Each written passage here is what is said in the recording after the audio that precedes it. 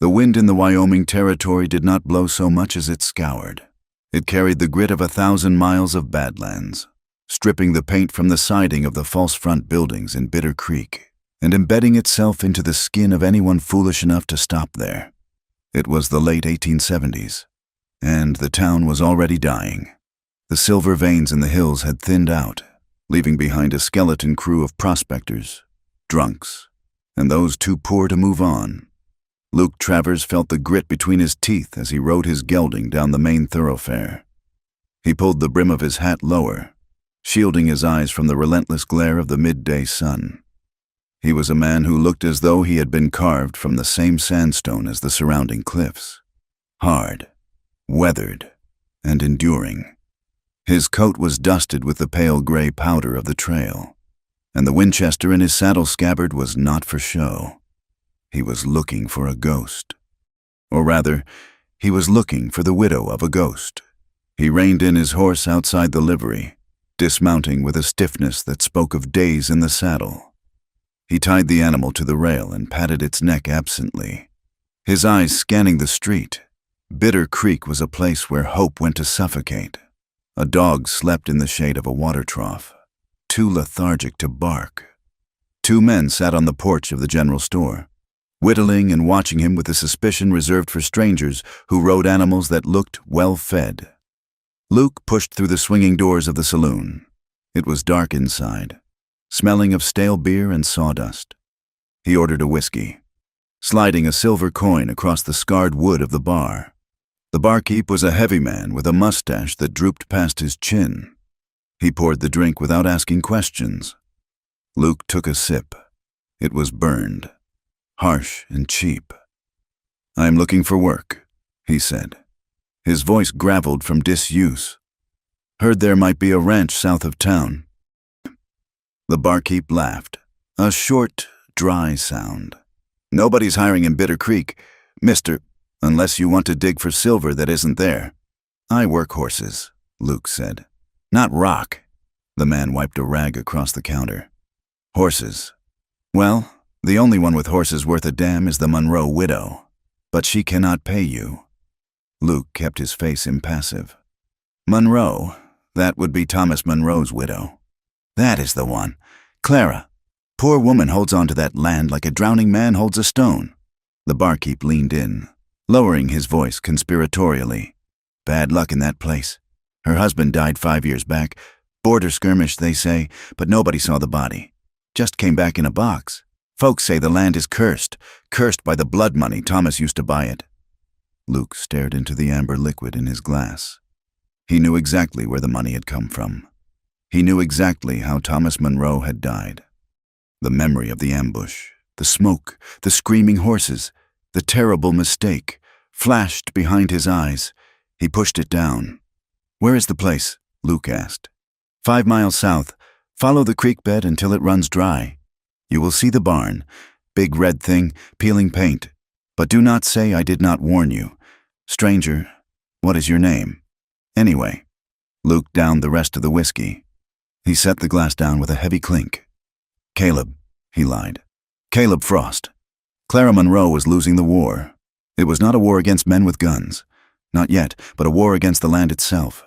She stood in the center of the round pen, dust swirling around her heavy skirts.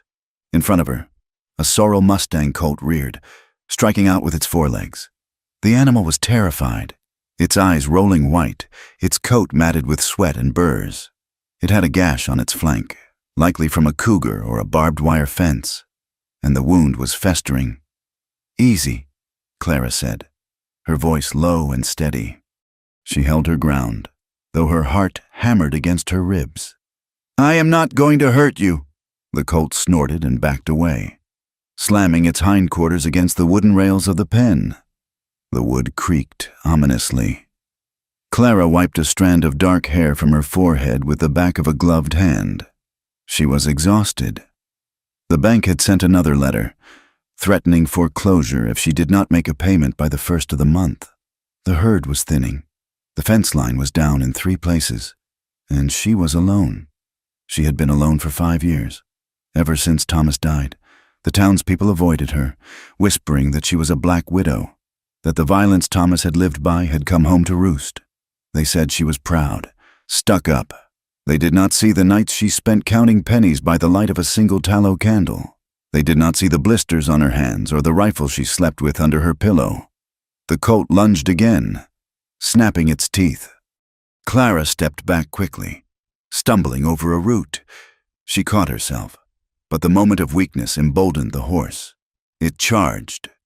Clara raised her arms, shouting, "Back! Get back!"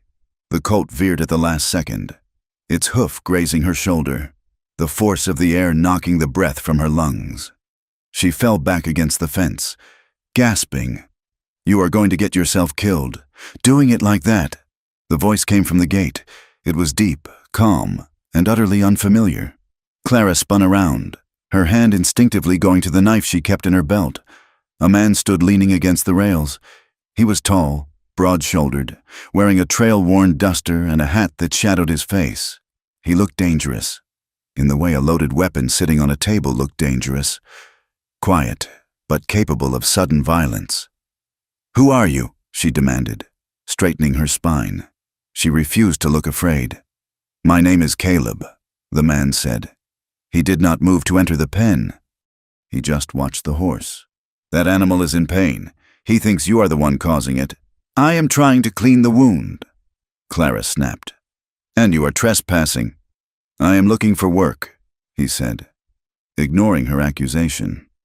He climbed over the rail with an easy, fluid grace that belied his size. He moved differently than the town men, economical, precise. He did not waste energy. "I have no money for hired hands," Clara said, stepping between him and the horse. "You are wasting your time. Move on." The man stopped 10 feet from the colt. He did not look at Clara. He kept his eyes on the animal. He lowered his head slightly, making himself smaller, less threatening. He began to hum, a low, tuneless sound that vibrated in the hot afternoon air. The colt's ears twitched. It stopped pacing. "I do not need money," the man said softly, still watching the horse. "I need a place to sleep and a meal a day. I am headed west, but my horse threw a shoe and I'm short on supplies. I will give you a week of labor for a roof and a full belly." Clara hesitated. Every instinct she had screamed at her to send him away. A drifter, riding in out of nowhere, offering to work for scraps. It was suspicious. But she looked at the colt, shivering and hurt. She looked at the sagging barn roof she could not fix herself. She looked at the empty horizon. "If you touch me," Clara said, her voice steady, "I will shoot you. If you steal from me, I will shoot you. If you are lazy, I will shoot you." The man turned to look at her then. His eyes were a startling, pale blue, contrasting sharply with his tanned, stubbled face. There was no mockery in them, only a weary sort of understanding. "Understood, ma'am," he said. He turned back to the horse. He moved forward, slow as a shadow lengthening at dusk. The colt trembled but did not run. The man reached out a hand, letting the animal smell his scent. Leather, tobacco, and dust. "Easy, son," he murmured. "Let's get that leg fixed up."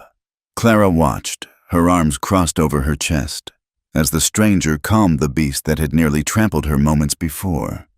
She felt a strange tightening in her chest, a mixture of relief and a new, sharper kind of anxiety. She had invited a wolf into her fold because she could not fight the bears alone. The first 3 days were an exercise in silence. Luke, who she knew as Caleb, worked from before dawn until after sunset. He repaired the corral fence, replacing the rotted posts with new cedar he cut from the ridge. He reshod her mare. He cleaned the infection in the Mustang's flank with a tenderness that seemed at odds with his scarred knuckles. Clara watched him from the kitchen window. She watched the way his muscles bunched beneath his shirt when he swung a hammer. She watched the way he wiped sweat from his brow with his forearm. He spoke only when necessary, his words clipped and functional. "Fence is fixed. Mare needs grain." A storm is coming. They ate dinner at the small pine table in her kitchen.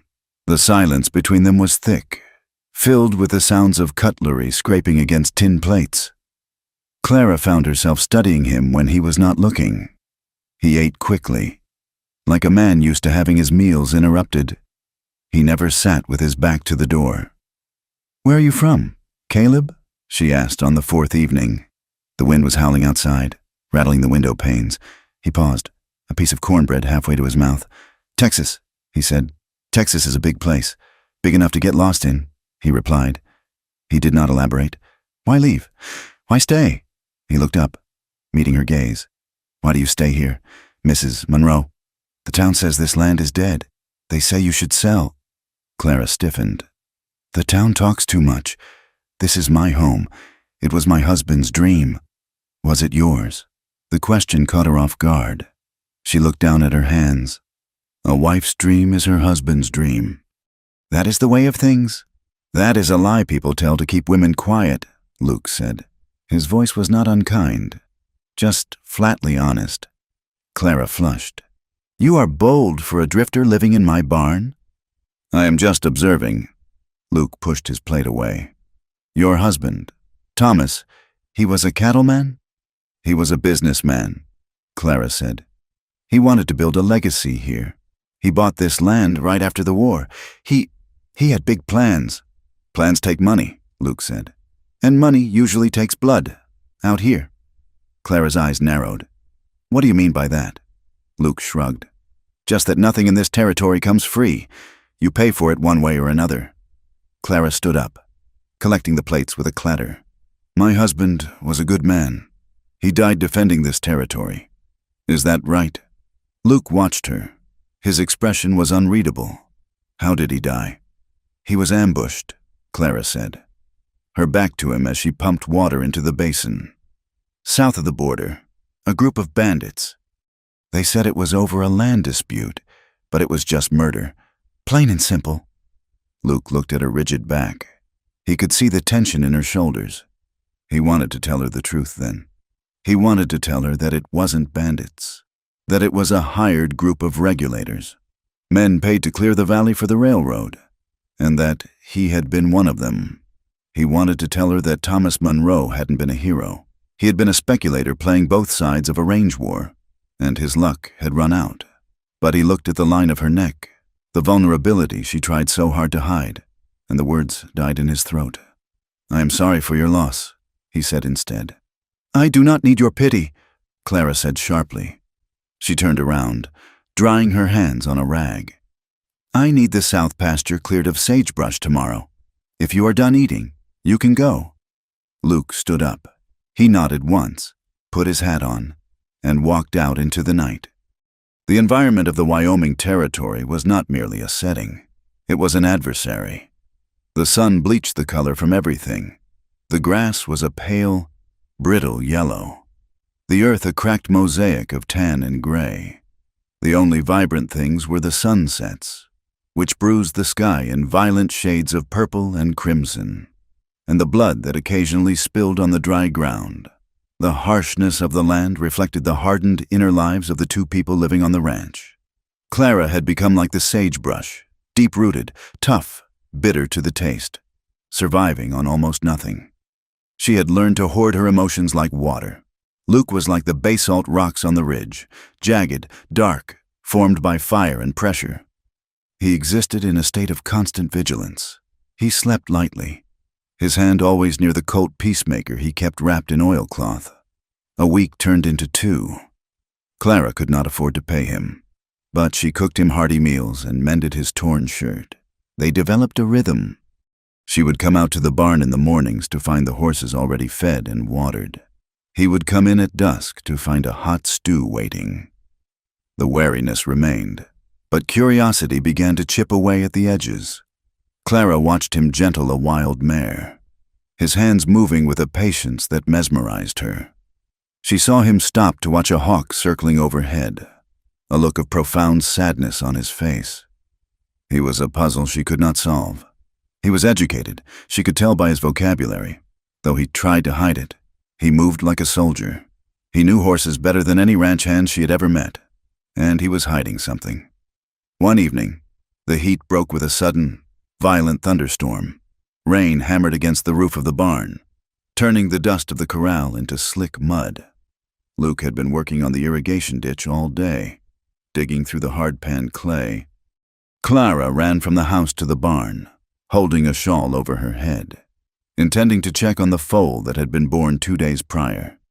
She pushed open the heavy barn door and slipped inside, shaking the water from her skirts. The barn was warm and smelled of sweet hay and wet wool. A single lantern hung from a nail on the center post, casting a circle of golden light. Clara stopped dead. Luke was standing by the water trough. He had stripped off his shirt to wash the mud from his body. He was facing away from her, bending over the water, unaware of her presence. Clara's breath caught in her throat. His back was a landscape of violence. Thick, ropey scars crisscrossed his skin. Some were the pale, shiny tracks of a whip. Others were the jagged, puckered marks of bullet wounds that had healed poorly. There was a long, slash-like scar running from his right shoulder blade down to his ribs, as if someone had tried to carve him open with a saber. It was a map of pain. It was a history of survival written in flesh. Clara should have turned away. Decency demanded it, but she could not move. She stared at the muscles shifting beneath the ruined skin as he scrubbed his face. She felt a strange, hollow ache in her stomach. She wondered who had hurt him. She wondered who had stitched him back together. She took a step backward, and her boot heel crunched on a piece of dry straw. Luke spun around. The movement was instantaneous, in a heartbeat. He had a knife in his hand. She hadn't even seen where he pulled it from, and he was crouched in a defensive stance, his eyes wild and lethal. Clara gasped, pressing her hand to her mouth. Recognition flooded Luke's eyes. He straightened slowly, but he did not lower the knife immediately. His chest was heaving. The water dripped from his hair onto his shoulders, tracing the paths of the scars. I did not mean to startle you," Clara stammered. Her heart was racing so fast she thought she might faint. "I came to check on the foal." Luke lowered the knife. He reached for his shirt, which was draped over a stall door, and pulled it on quickly, his movements jerky. He did not button it. "You should knock," he said, his voice rough. "It is my barn," Clara retorted, though her voice lacked its usual fire. She could not look away from his chest, glimpsing the dark hair and the smooth skin that had been hidden. "You saw," he said. It wasn't a question. "I saw." Clara took a step closer, compelled by a force she didn't understand. "Who did that to you? Caleb?" "Life," he said grimly. "War, bad men, good men who thought they were doing right." He buttoned the shirt, hiding the history. "Does it disgust you?" Clara looked at him. She saw the shame in his eyes, deep and buried. She thought of her own scars, the ones that didn't show on her skin, the memory of Thomas's cold hands, the silence of the empty house, the fear that woke her at 3 a.m. "No," she whispered. "It does not disgust me." The air between them shifted. It became heavy, charged with the storm outside and the heat of the bodies inside. They stood 5 feet apart, but it felt like inches.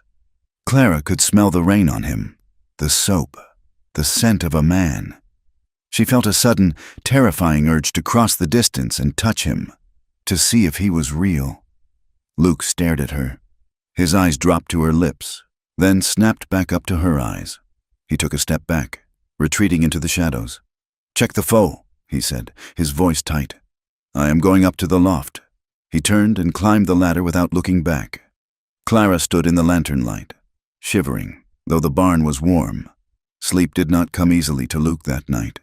The image of Clara standing in the barn, her dark hair damp from the rain, her eyes wide with shock and something else, something soft, burned in his mind. He lay on his bedroll in the hayloft, listening to the rain drum against the shingles. He was a liar. He was a fraud. Every day he stayed here, every fence post he fixed. He was deceiving her. He was the man who had pulled the trigger. It had been chaos, dust, and confusion, but the bullet had been his. He had seen Thomas Monroe fall. He had seen the locket fly from his neck. He closed his eyes, trying to block it out. The canyon walls are closing in. The sun is blinding. The horses are screaming. He raises the rifle. The man on the bay horse turns. He has a mustache and terrified eyes. Luke pulls the trigger. The recoil hits his shoulder. The man falls backwards. The blood hits the dust. Red on gray. Red on gray. No! Luke woke with a shout, his body jerking upright. He was drenched in cold sweat. His hand was already gripping the revolver beside his pillow. The barn was silent, save for the soft nickering of a horse below. The rain had stopped. He sat there, breathing hard, the metallic taste of adrenaline in his mouth. He holstered the gun with a shaking hand and buried his face in his palms. "Caleb?" The voice came from the ladder. Luke froze. He looked up to see Clara's head and shoulders appearing above the loft floor. She was holding the lantern again. She was wearing a white nightgown with a heavy shawl wrapped around her shoulders. Her hair was loose, falling down her back in a dark cascade. "I heard you yell," she said softly. She climbed the rest of the way up, setting the lantern on a crate. "Go away," Luke croaked. "It was just a dream." "It sounded like more than a dream," Clara said. She did not leave. She walked over to him and knelt in the hay. She placed a bottle of whiskey on the floor between them. "I brought this. Thomas used to drink it when the memories of the war got too loud." Luke looked at the bottle, then at her, in the soft light. She looked younger, softer. The harsh lines of the day were smoothed out. "I do not want your charity," he said, but his voice lacked conviction. "It is not charity, it is medicine." She uncorked the bottle and took a swig herself, wincing as it went down. She handed it to him. Luke took it. Their fingers brushed against the glass. Her skin was warm, rough from work, but undeniably feminine. The contact sent a jolt through him that had nothing to do with the nightmare. He held her gaze for a long moment, seeing the loneliness mirrored in her eyes. He drank. The whiskey burned away the lingering taste of the dream. "What do you dream about?" Clara asked quietly. "Things that cannot be undone," Luke said. He handed the bottle back. "We all have those," she said. She sat back on her heels, wrapping her arms around herself. "Sometimes I dream that the house is burning. I'm standing outside, watching it burn, and I do not move to put it out. I just watched." "That does not make you a bad person," Luke said. "Doesn't it?" She looked at him, her eyes searching his face. "I did not love him, Caleb, not the way a wife should. He was hard, and now he is dead. And I am alone, and I am afraid I am relieved." It was a confession she had never spoken aloud. The silence that followed was profound. Luke looked at this woman, this fierce, broken creature who was fighting a losing battle for a ghost she didn't even love. He felt a crack in the armor he had worn for 5 years. He wanted to comfort her. He wanted to tell her that she was not the sinner here. He reached out, almost involuntarily, and covered her hand with his. His hand was large, swallowing hers. Clara went still. She looked down at their hands, then up at his face. She did not pull away. She leaned forward slightly, drawn by the gravity between them. "You are not a simple drifter, Caleb Frost," she whispered. "No," he said hoarsely. "I am not. You move like a soldier. You wake up screaming like a man haunted." She searched his eyes, looking for the truth he kept hidden behind the blue ice. Her gaze was penetrating, stripping away the layers of lies he had wrapped around himself. "You have killed before, haven't you?" The question hung in the air, sharp and absolute. Luke looked at her. He could lie. He could say it was the war. He could say it was self-defense. He could make up a story about defending a wagon train or fighting Indians. But looking at her face, illuminated by the flickering lantern, he could not bring himself to speak another falsehood. Not right now. He tightened his grip on her hand for a brief second, then slowly pulled away.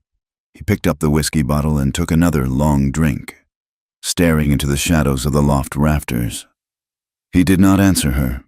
The silence stretched, filling the space between them with spoken and unspoken truths.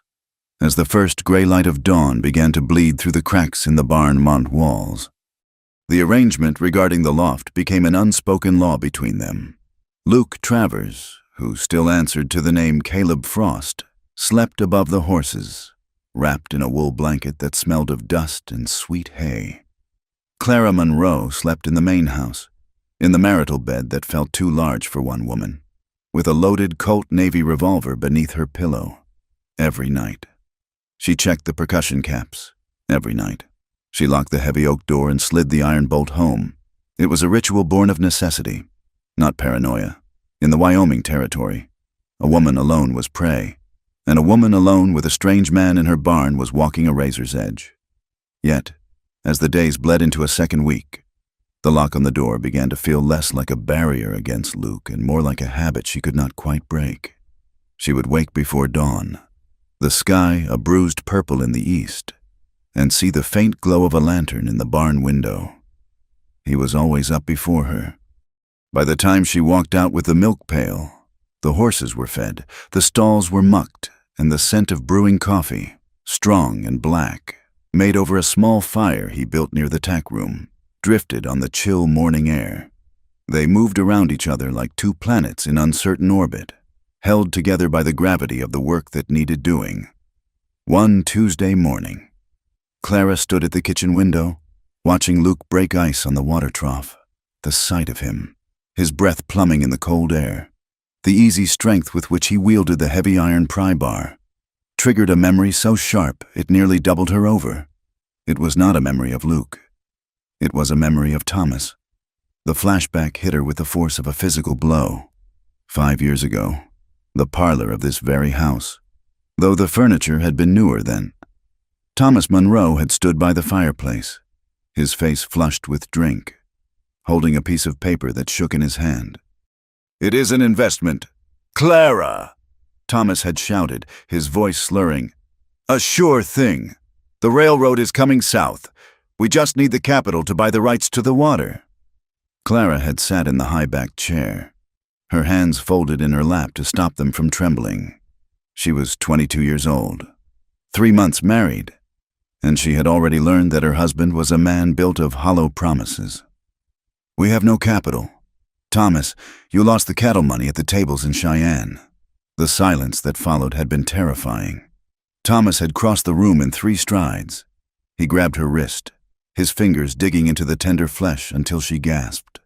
"Do not speak to me about money, woman. Your father sold you to me to settle his own debts. You are nothing but another ledger entry." He had shoved her back against the chair. She had not cried. She had learned early that tears only fueled his contempt. She had simply watched him storm out, leaving her to nurse her bruising wrist and the dawning realization that her life was now a cage. When they brought his body home 2 years later, sealed in a pine box because of the desert heat and the coyotes had not been kind to it, she had stood by the open grave in the driving rain. The preacher had spoken of Thomas's bravery, of his tragic end in a border skirmish defending American interests. Clara had stared at the wet earth piling up on the coffin. She had searched her heart for grief, for anger, for love. She found only a vast, terrifying relief. She buried him without a single tear. Clara blinked, the kitchen coming back into focus. The memory receded, leaving a cold sweat on her spine. Out by the trough, Luke looked up as if he felt her gaze. He touched the brim of his hat, a small, respectful gesture. Clara touched her own wrist, feeling the ghost of a bruise that had faded years ago. She turned from the window, grabbed her coat, and went out to meet the day. The corral fence on the south side had been leaning dangerously for months. The cedar posts rotted at the base by winter snowmelt.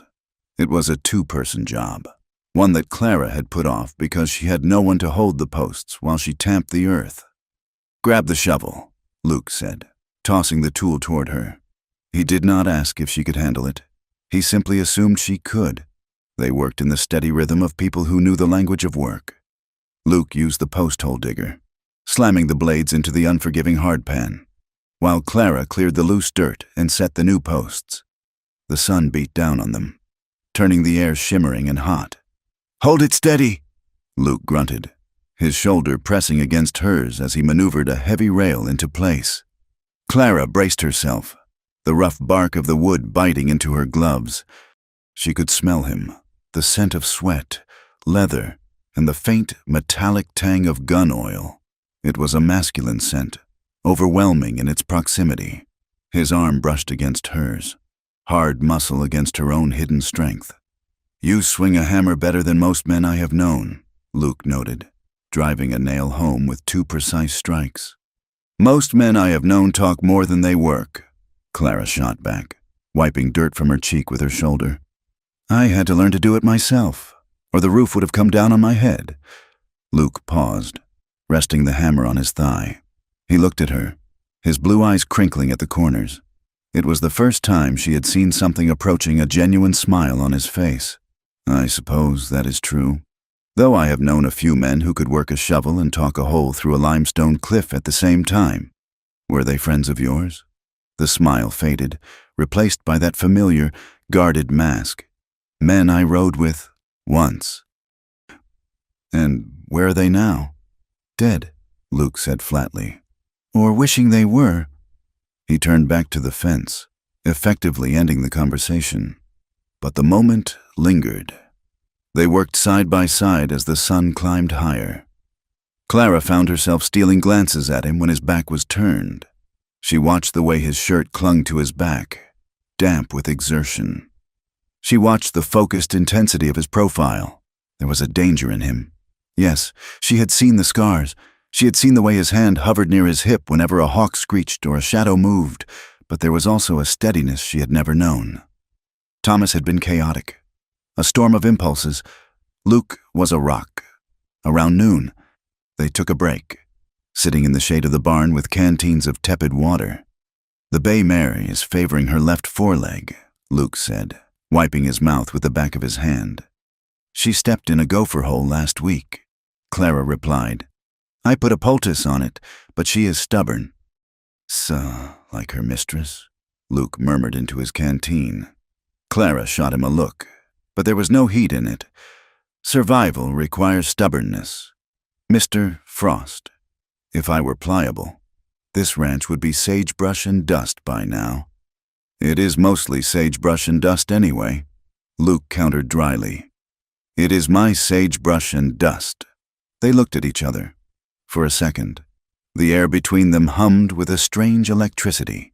It was not just attraction, though that was there, simmering under the surface like magma. It was recognition. 2 wounded animals circling each other, sniffing for threats, finding kinship instead. Luke looked away first, clearing his throat. "We should finish the north section before the light goes." Clara nodded, but her heart was beating a strange, irregular rhythm against her ribs. The trouble arrived on Thursday, in the form of a peddler's wagon rattling down the valley road.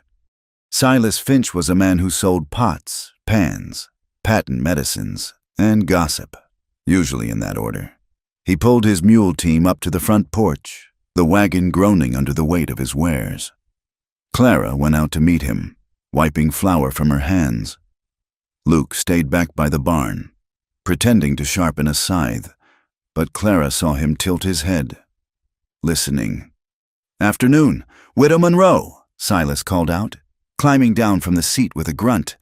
"Hot enough to melt the devil's own spurs today. Good afternoon. Silas, I do not need any pots today." "Oh, I ain't just selling pots. Got a new tonic for rheumatism. And I got news from Laramie." Silas leaned against his wagon wheel, eager to spill his information. "Big stir over in the county seat. Some regulators passed through. Mean-looking bunch.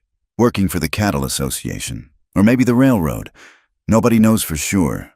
Clara felt a chill that had nothing to do with the wind. "Regulators?" "Aye, looking for a man. They say he killed a Pinkerton agent down in Colorado.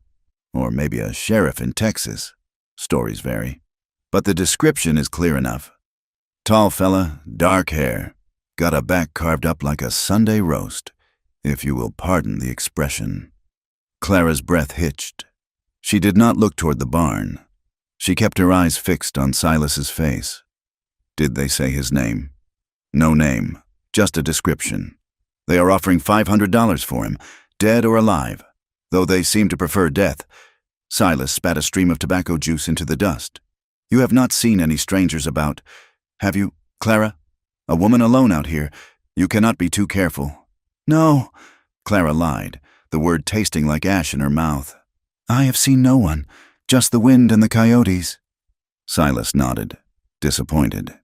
He sold her a small bag of sugar she could barely afford, just to keep up appearances, and rattled off down the road. As soon as the wagon disappeared over the rise, Clara turned and marched to the barn. Luke was standing in the shadows of the doorway, the scythe still in his hand. His face was hard, his eyes cold. "You heard him," Clara said. "I heard him. Are they looking for you, Caleb?" She used the false name like a weapon. Luke looked at her. He did not flinch. "There are 100 men in this territory with scars and a price on their head. The war made us all. That is not an answer. It is the only one I have." He turned and walked back into the dark of the barn, leaving her standing in the blinding sunlight, her heart twisting with fear and a terrible, sinking suspicion. The tension in the house was thick enough to choke on for the next 2 days. Clara slept with her hand on the revolver. Luke worked with a frenetic energy, as if he could outrun his past by fixing every broken hinge and fence post on the property. On Saturday, the windmill at the north section of the property stopped turning. The water tank was dry, and the cattle were bawling. "I will ride out and fix it," Luke said at breakfast. "I am coming with you," Clara said. She did not trust him to come back, or perhaps she did not trust him not to run. They rode out together, the silence between them heavy. The north pasture was the most desolate part of the ranch, a landscape of scrub brush and red rock canyons. The windmill stood like a skeleton against the sky, its blades rusted and still. They dismounted. Luke climbed the tower to grease the gears, while Clara checked the trough and the float valve. "The rod is bent," Luke called down, his voice carried away by the wind. "I need to hammer it out." Clara watched him work, silhouetted against the sun. He was capable, strong. He was a liar. The two truths warred in her mind. Suddenly, her horse, a skittish roan gelding, shied violently. A rattlesnake, coiled in the shade of a sagebrush, buzzed its warning. Clara, caught off guard, grabbed for the reins, but the horse reared, twisting in the air. The heavy leather stirrup slammed into her side, and she was thrown backward. She hit the edge of the dry ditch with a sickening thud. The world went white, then gray. Pain exploded in her hip and ankle. She rolled to the bottom of the ditch, gasping for air, dust filling her mouth. "Clara!" The shout was raw, terrified. She heard the sound of boots hitting the ground, slipping on loose rock. Then hands were on her, frantic, searching. "Do not move," Luke commanded. He was kneeling beside her in the dirt, his face pale beneath the tan. "Tell me where it hurts." "My ankle," Clara gasped, trying to sit up. "And my hip." Luke's hands moved over her legs, gentle but firm. He checked for breaks. "Nothing is broken, just a bad sprain and some bruising. You are lucky." "I do not feel lucky." She groaned. She tried to stand, but her leg buckled. Luke caught her. Without a word, he swept her up into his arms. "Put me down," Clara protested weakly. "I can walk." "You cannot walk, and we are 5 miles from the house." Luke adjusted his grip, holding her high against his chest. He began to climb out of the ditch. He was incredibly strong. He carried her as if she weighed nothing. Clara's head rested against his shoulder. She could feel the heat of his body through his shirt. She could smell the sweat and the grease from the windmill. His heart was hammering against her ear, a fast, hard rhythm. He carried her to his horse, the steadier of the two animals. He lifted her into the saddle, then mounted behind her, wrapping his arms around her waist to hold the reins. The ride back was an agony and a revelation. Every step of the horse jarred Clara's injured hip, but Luke held her tight, his body acting as a buffer. Her back was pressed against his chest. She could feel every breath he took, her own breath hitched, warm against the hollow of his neck. She should have been afraid. She was injured, helpless, in the arms of a man who was likely a killer. But as the sun began to dip below the horizon, painting the sky in bloody streaks of crimson, she felt safe. It was a treacherous, confusing safety. "You are trembling," Luke murmured, his mouth close to her ear. "It is the cold," she lied. His arms tightened around her, just a fraction. "We are almost home." By the time they reached the ranch, night had fallen. A storm was brewing in the west, heavy black clouds swallowing the stars. The air was thick with a scent of ozone and impending rain. Luke helped her down from the horse and practically carried her into the house. He set her on the settee in the parlor. "I will put the horses up," he said. "Then I will come back and check that ankle." "No," Clara said. She was in pain, but the adrenaline was fading, leaving behind a sharp, crystal clarity. The intimacy of the ride, the feel of his arms, the rumors from town, it all collided in her chest. "We are done pretending, Caleb, or whatever your name is." Luke stopped at the door. He did not turn around. "Go put the horses up," she said, her voice trembling. "Then come to the barn. We're going to talk." 20 minutes later, Clara limped into the barn. She had wrapped her ankle tight, ignoring the throbbing ache. The wind was howling now, rattling the barn doors on their hinges. Thunder rumbled low and menacing in the distance. Luke was standing by the tack room, cleaning a bridle. He looked up as she entered. The lantern light cast long, dancing shadows on the walls. "You should be resting," he said. "Stop it," Clara snapped. She moved toward him, favoring her good leg. "Stop playing the concerned ranch hand. Stop playing the hero." Luke set the bridle down. "I never claimed to be a hero." "Clara." "No, you just claimed to be Caleb Frost, a drifter from Texas." She stopped 3 feet from him, her eyes blazing. "But Silas said the regulators are looking for a man with a scarred back. A man who kills. Is that you? Did you kill that agent? Did you kill my husband?" The accusation hung in the air. Luke's face went rigid.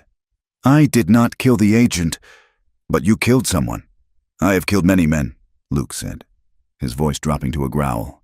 "That is what happens in war. That is what happens when you live the life I have lived." "And Thomas?" Clara demanded. "Did you know him?" "I knew of him." "Liar!" Clara screamed. The word tore out of her throat. She stepped forward and slapped him. It was a solid blow. Her palm cracked against his cheek, stinging with the force of it. Luke did not recoil. He did not flinch. Instead, the impact seemed to snap something inside him. In a blur of motion, he reached out and grabbed her shoulders. He spun her around and pinned her against the rough wood of the stall wall. It was not an act of violence, but an act of desperation. His body pressed against hers, pinning her there, trapping her. "You want the truth?" he hissed, his face inches from hers. His eyes were dark, dilated, burning with a fire she had never seen. "The truth is ugly. Clara, the truth will destroy you." "I do not care," Clara shouted back. Though her voice shook, she could feel the hard lines of his body against hers, his chest, his hips, the sheer, overwhelming reality of him. "I am tired of lies. I am tired of being alone in the dark." Thunder cracked overhead, shaking the barn foundation. The rain began to hammer against the roof, a deafening roar. Luke stared at her. He looked at her mouth, her flushed cheeks, her eyes wide with fear and fury and desire. "I am a liar," he rasped. "I am a wanted man. I am poison to everything I touch." "Then poison me," Clara whispered.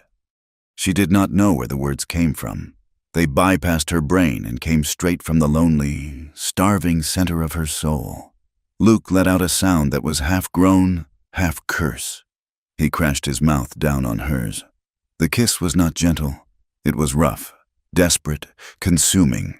It tasted of salt and whiskey and rain. His hands tangled in her hair, tilting her head back, deepening the kiss until she could not breathe, until she did not want to breathe. Clara's hands bunched in his shirt, pulling him closer. She kissed him back with a ferocity that matched his own.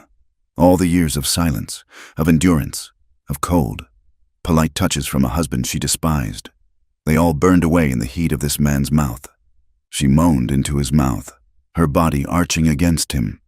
"You're a liar, but I still want you." Luke froze. The words seemed to pierce the haze of passion. He pulled back, breathing hard, his forehead resting against hers.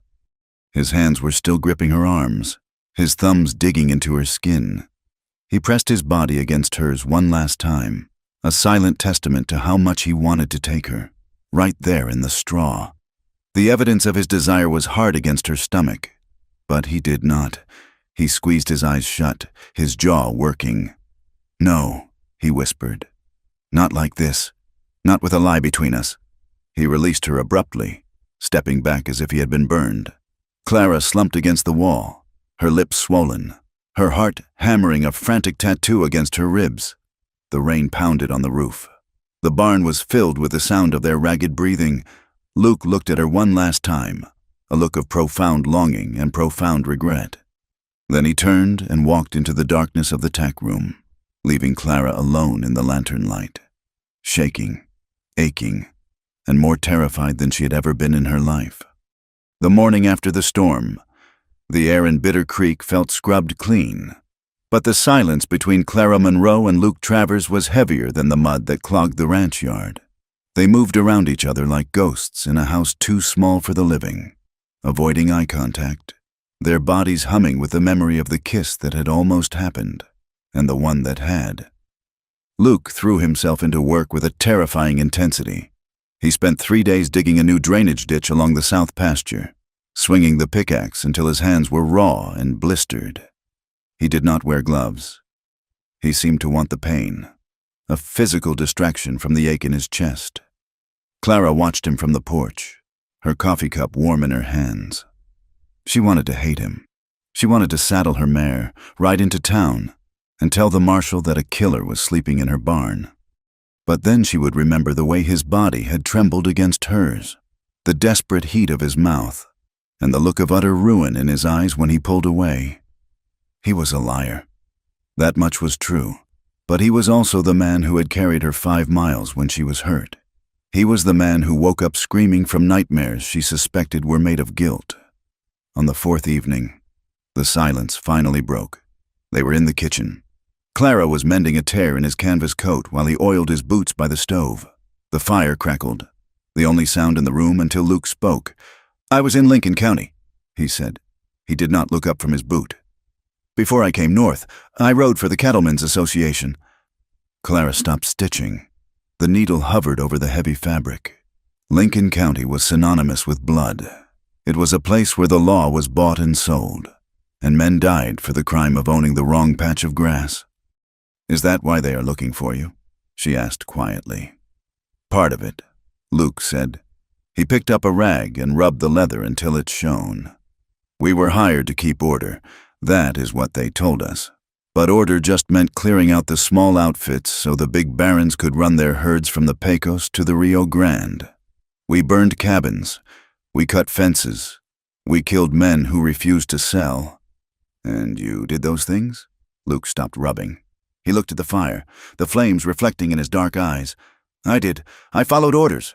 I told myself it was war, and in war, you do what you have to do to survive. But it wasn't war. Clara, it was a slaughter." "And Thomas?" Clara asked, her voice barely a whisper. "Was he part of that war?" Luke's jaw tightened. A shadow passed over his face, a flicker of something she could not read. Shame, perhaps, or fear. The land wars touched everyone. "Clara, from Texas to Montana, your husband was a man who took risks. Men who take risks often find themselves on the wrong side of a rifle." It was an evasion. Clara knew it, but it was also the most honest thing anyone had said to her in 5 years. Thomas had been painted as a martyr by the town, a hero who died defending the border. Luke was painting him as a casualty of greed, which sounded far more like the husband she remembered. "I do not trust you, Caleb," she said, using the name she knew was false. "I do not know who you really are." Luke finally looked at her. His gaze was steady, stripped of the defenses he usually wore. He looked at her not as a widow, or a creditor, or a conquest, but as a woman who had survived the same fire that had burned him. "I know," he said, "but I am here, and as long as I am here, no one will hurt you. Not the bank, not the sheriff, not the ghosts." Clara looked down at the coat in her lap. She did not trust his words. But she trusted the way he looked at her, like she was the only solid thing in a world turning to ash. She hadn't felt that in years. She hadn't realized how much she was starving for it until now. 2 days later, the sorrel colt, the one Luke had gentled on his first day, took sick. It started with a cough, dry and hacking, and by noon the animal was sweating and shivering, its legs buckling under its own weight. Luke recognized the signs of strangles immediately. He isolated the colt in the far stall, packing the bedding with fresh straw and setting up a kettle of steaming water laced with eucalyptus oil to help the animal breathe. They worked through the night. Clara held the lantern while Luke forced a warm mash down the colt's throat. They sponged the animal's fevered neck with cool water. The barn was cold, the air smelling of sickness and damp hay, but neither of them complained. Around 3 a.m, the colt's breathing eased. It drank a bucket of water and lay down, exhausted but no longer thrashing. Clara slumped against the stall door, sliding down until she sat in the straw. She was exhausted. Her hair had come loose from its pins, hanging in messy waves around her face. Her dress was stained with bran mash and mud. Luke sat opposite her, leaning against the manger. He looked as tired as she felt. He took a flask from his pocket, took a sip, and handed it to her. "He will live," Luke said. Clara took the flask. The whiskey was warm and sharp. "You have a gift with them," she said. "I would have lost him." "Horses are easy," Luke said. "They do not lie. They do not hold grudges. If they trust you, it is because you earned it. Is that why you prefer them to people?" Luke smiled, a tired, crooked lifting of one corner of his mouth. "People are complicated. They say one thing and mean another. They hurt you because they are hurting." He reached out. It was a slow, deliberate movement. He tucked a stray lock of hair behind her ear, his fingers lingering against the curve of her jaw. His skin was rough, calloused from the pickaxe, but his touch was incredibly gentle. Clara stopped breathing. She should have pulled away. She should have remembered the gun under her pillow and the lies between them. But she didn't. She leaned into his hand, just a fraction of an inch.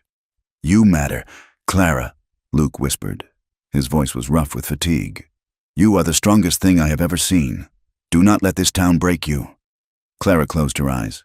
Tears pricked at the corners, hot and sudden. She had spent 5 years being the widow Monroe, the object of pity or suspicion. She had forgotten what it felt like to be Clara. "I am tired of being strong," she admitted, the words falling into the space between them like stones. "Then rest," Luke said. He dropped his hand, breaking the contact, but the warmth remained. "I will watch the colt. Go to sleep." Clara looked at him for a long moment. Then she nodded, stood up on shaking legs, and walked back to the house. She slept without the gun under her pillow for the first time since Luke arrived. The piece was a fragile thing, made of glass, and it shattered on a Tuesday.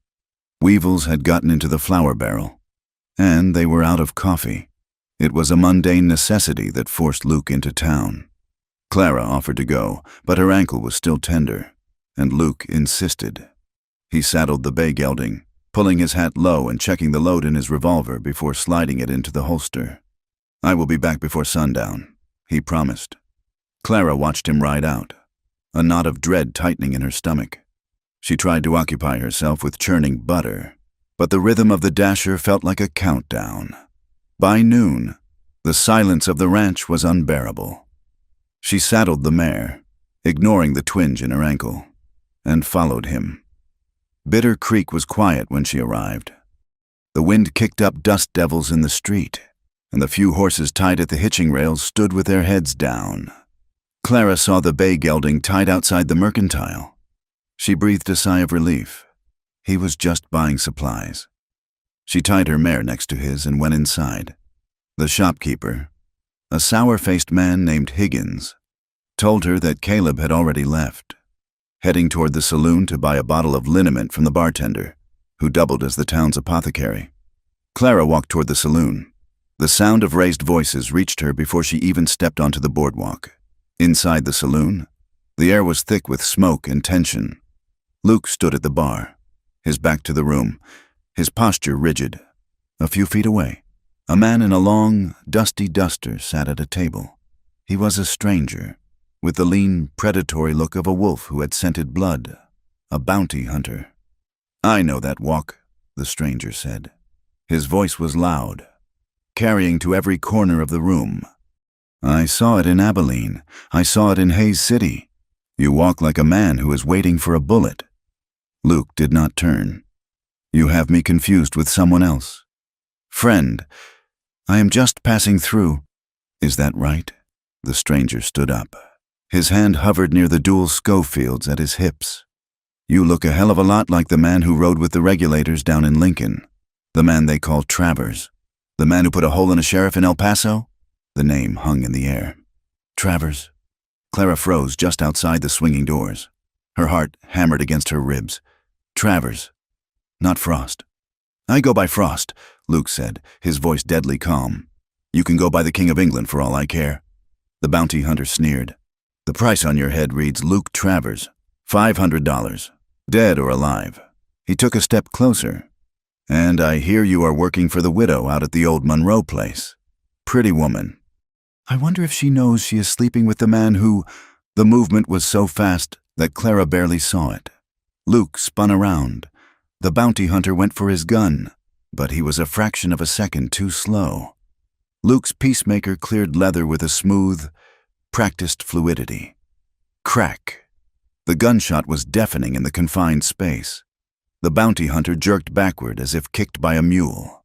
A red flower bloomed in the center of his chest. He crumbled to the floor, his gun clattering uselessly across the wood planks. He gurgled once, trying to speak, trying to say the words that would damn Luke forever, but only blood bubbled past his lips. Silence descended on the saloon. The bartender stood with his hands in the air. The few patrons were pressed against the back wall. Luke stood over the body, his gun still smoking in his hand. He did not look triumphant. He looked sick. He looked like a man who had just shoveled more dirt onto his own grave. "He drew first," Luke said to the room. It was a statement of fact, not a plea for forgiveness. He holstered his gun and turned to leave. That was when he saw Clara. She was standing in the doorway, her face pale as milk, her eyes wide with horror. She looked from the dead man on the floor to Luke. She saw the gun on his hip. She saw the ease with which he had used it. "Clara," Luke said. The name came out sounding like a prayer. She did not speak. She backed away, stumbling slightly, then turned and ran toward her horse. Luke caught up to her 3 miles outside of town, near the ridge where the land dropped away into the canyon. He rode the bay hard, cutting off her path. "Clara, stop!" he shouted. She reined in her mare, causing the animal to dance sideways. "Stay away from me!" she screamed. Her voice was raw, tearing at her throat. "You killed him! You killed him in cold blood!" "He was going to kill me," Luke said, bringing his horse alongside hers. "He was a bounty hunter. Clara, he would not have stopped." "He called you Travers," Clara said. She was shaking so hard she could barely hold the reins. "He said you were a regulator. He said, you." She trailed off, her mind racing, connecting the dots that had been scattered in front of her for weeks.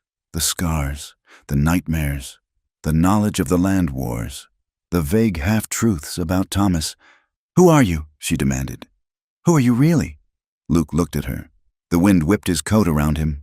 The sun was beginning to set, casting long, distorted shadows across the sagebrush. There was nowhere left to hide. "My name is Luke Travers," he said. "I was a regulator for the Santa Fe ring.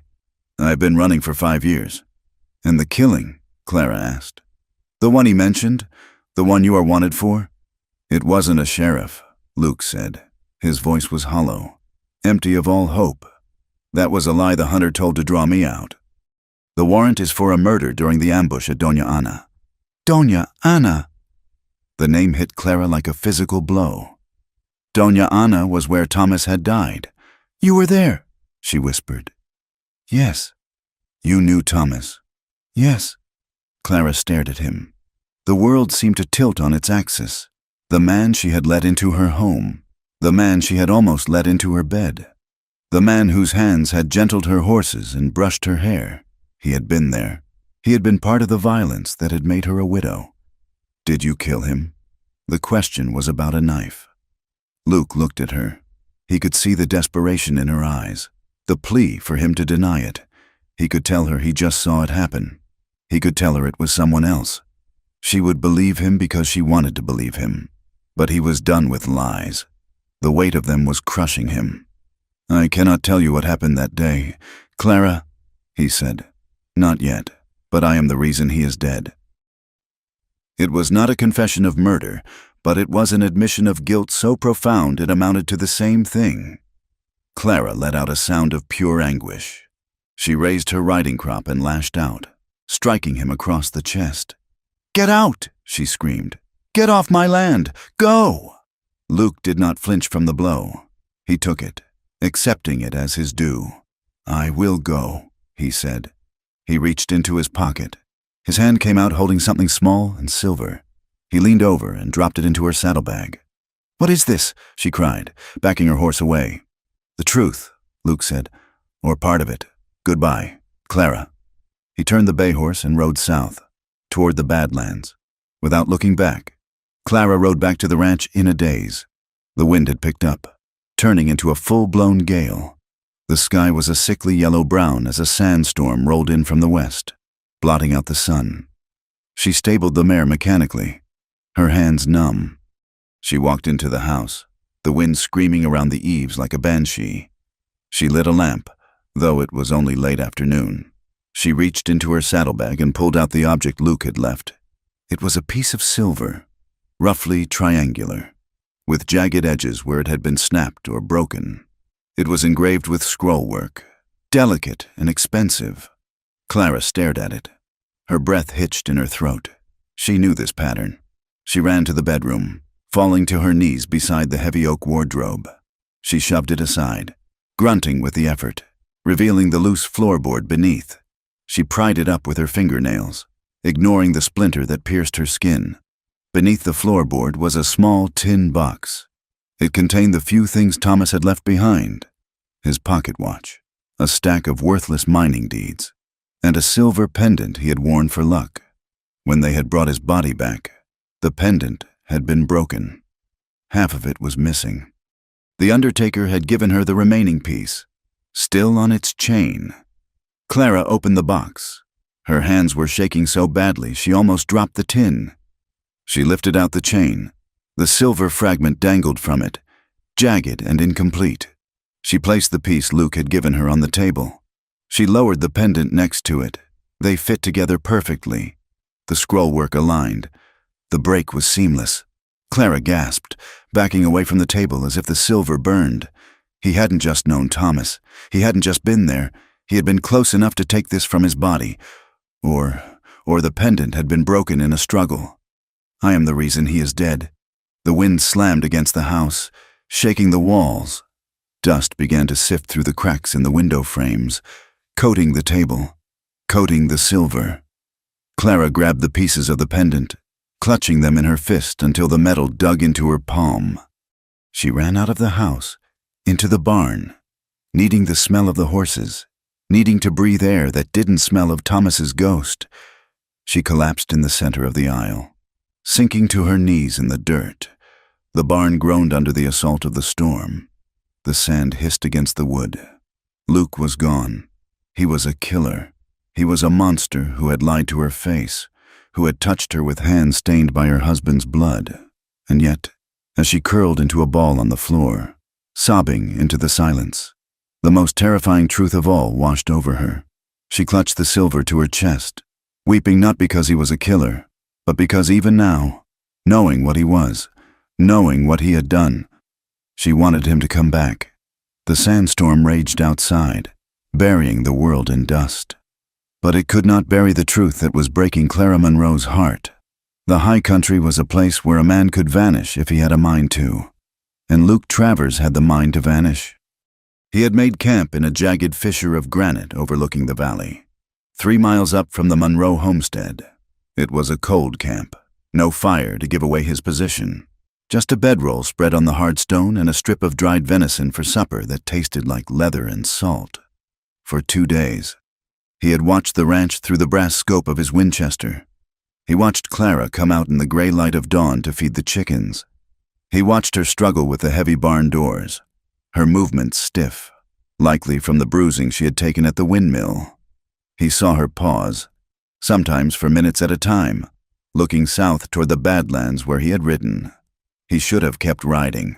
That was the smart play. That was the survival instinct that had kept him breathing when better men were rotting in shallow graves from Texas to Montana. The border was a week's hard ride away.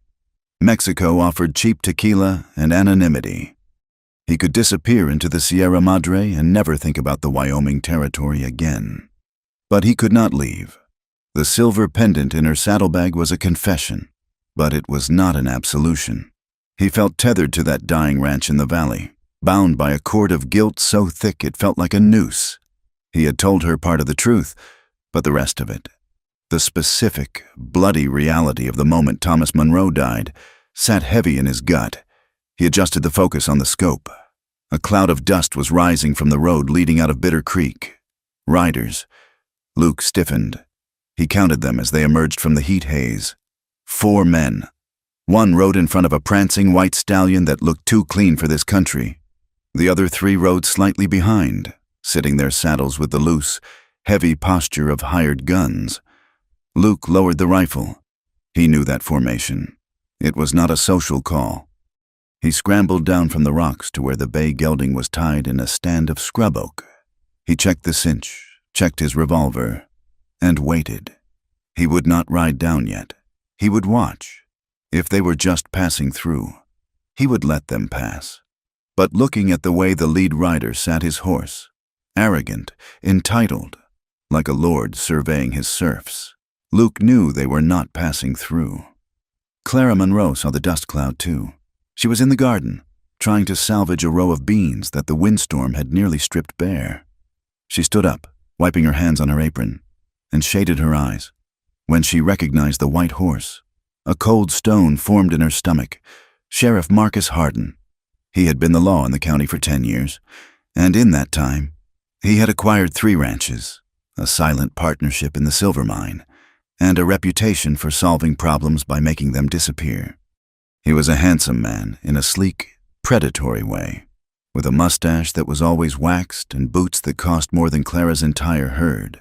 He was also the man who had come to her 3 weeks after Thomas's funeral, placing a hand on her shoulder that lingered too long, and offering to take the burden of the ranch off her hands, and offering her a place in his own house as a companion. Clara walked to the porch. She did not go inside to hide. She checked that the knife was in her belt, hidden by the folds of her skirt. And she waited. The riders pulled up in the yard. The 3 deputies, men Clara recognized as low-level thugs Hardin had deputized to do his dirty work, fanned out, blocking the exits. Hardin rode his white stallion right up to the porch steps. "Afternoon, Clara," Hardin said. He touched the brim of his beige Stetson. His voice was smooth, like oil poured over gravel. "You are looking weary. The ranch is proving too much for you, just like I said it would." "The ranch is fine, Sheriff," Clara said, her voice steady. "State your business. I have work to do." Hardin chuckled, swinging down from the saddle. He dusted off his pristine trousers. "Always so prickly. It is an unseemly trait in a woman. Clara, a woman should be soft. Welcome." He walked up the steps. Clara did not back down, though every instinct screamed at her to run. He stopped 1 step below her, so their eyes were level. He smelled of bay rum and expensive cigars. "I came to make you one final offer," Hardin said. The smile did not reach his eyes. They were flat and dead, like a shark's. "The bank is calling in the note on this place next month. I own the bank now. Clara, did you know that? Bought the controlling share last week?" Clara felt the blood drain from her face. "That is not possible." "Anything is possible when you have capital," Hardin said. "I am willing to forgive the debt, all of it. I will take the deed to the land, of course." The water rights are valuable to the railroad, but I am a generous man. I will set you up in a house in town, a nice house. You won't have to work. You will just have to be appreciative." His meaning was crude and unmistakable. He reached out, his gloved hand brushing against her arm. Clara slapped his hand away. "Get off my porch." The silence that followed was absolute. The three deputies shifted in their saddles, hands drifting toward their guns. Hardin's smile vanished. His face became a mask of cold fury. "You are making a mistake. Clara, you are alone out here, miles from anyone who cares. Accidents happen on these isolated homesteads. Barns burn down, wells get poisoned, women disappear." "Is that a threat, Sheriff?" "It is a statement of fact." Hardin leaned in close. "You have until tomorrow morning to pack your things and bring me the deed. If you are not gone by noon, I will come back. And I won't be asking nicely."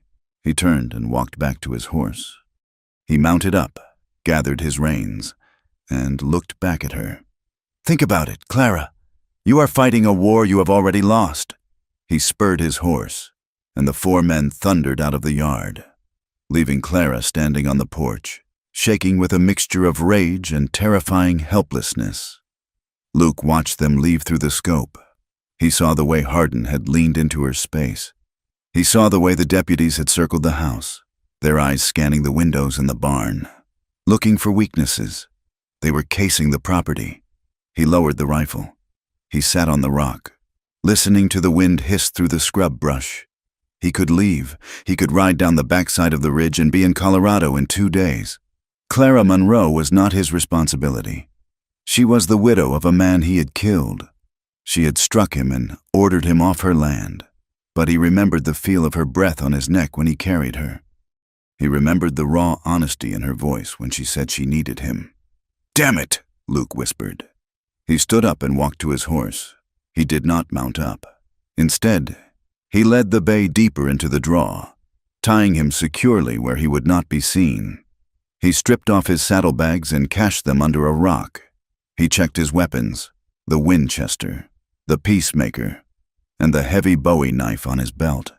He began to make his way down the mountain on foot, moving from cover to cover, a shadow slipping through the shadows. He would not go to the house. Not yet. He would wait in the perimeter. Hardin had said tomorrow noon. But Luke knew men like Hardin. They didn't wait. They liked to soften up their targets first. They liked to strike when the fear was fresh and the night was dark. Night fell over the valley like a shroud. The wind died down, leaving a heavy, suffocating silence. Clara barred the doors of the house. She checked the shutters. She sat in the rocking chair by the cold fireplace, the Colt Navy revolver in her lap. She did not light a lamp. That would only make her a target. She was terrified. Hardin's threat had been explicit. He owned the law, he owned the bank, and he had men who would do anything for a paycheck. She was one woman against a corrupt empire. Around midnight, she heard a sound. It was not the house. It was outside. A dull thud, like a boot hitting wood. It came from the direction of the barn. The horses, if they spooked the herd or set fire to the barn, she would lose everything. The animals were her only remaining asset. Clara stood up. Her hands were sweating on the grip of the pistol. She knew it was foolish to go out there. She knew it was likely a trap, but panic overrides logic. And the thought of the horses screaming in a fire propelled her forward. She unbolted the back door quietly. She slipped out into the yard. The moon was hidden behind a bank of clouds. The barn loomed ahead, a dark monolith against the sky. She moved quickly, keeping low. She reached the side door of the barn, the one Luke had fixed just last week. It was ajar. Clara pushed it open with the barrel of her gun and stepped inside. "Who is there?" she called out, her voice trembling. The barn was pitch black. The horses were restless, shifting in their stalls, snorting in fear. Suddenly, a hand clamped over her mouth from behind. Clara tried to scream, but the sound was smothered. An arm like an iron bar slammed across her chest, pinning her arms to her sides. The revolver was wrenched from her hand and clattered into the straw. "Gotcha, you little wildcat," a voice growled in her ear. It smelled of stale tobacco and sweat. "One of the deputies." Clara kicked backward, driving her heel into the man's shin. He cursed and loosened his grip just enough for her to twist around. She clawed at his face, her nails raking across his cheek. "You bitch!" the man shouted. He backhanded her. The force of the blow sent her sprawling into the dirt. He loomed over her, a dark shape drawing a knife. "Sheriff said not to kill you, but he didn't say I couldn't cut you up a little first. Teach you some manners." Clara scrambled backward, crab walking through the straw, searching for her gun. Her hand closed in the empty air. The man lunged. Bang! A muzzle flash lit up the hayloft above. The sound of the rifle shot was deafening in the enclosed space. The deputy jerked upright, a look of utter surprise on his face. He dropped the knife and collapsed forward, face down in the dirt, a dark hole in the center of his back. Clara gasped, looking up. Luke Travers dropped from the loft, landing in a crouch. He held the Winchester in one hand, the barrel smoking. "Are you hurt?" he demanded, moving toward her. "Behind you!" Clara screamed. A second man stepped out from the shadows of the tack room, a shotgun raised. Luke spun, dropping the rifle and reaching for his pistol, but he was too slow. Boom! The shotgun blast tore through the air. Luke's body twisted violently as the buckshot caught him in the left shoulder.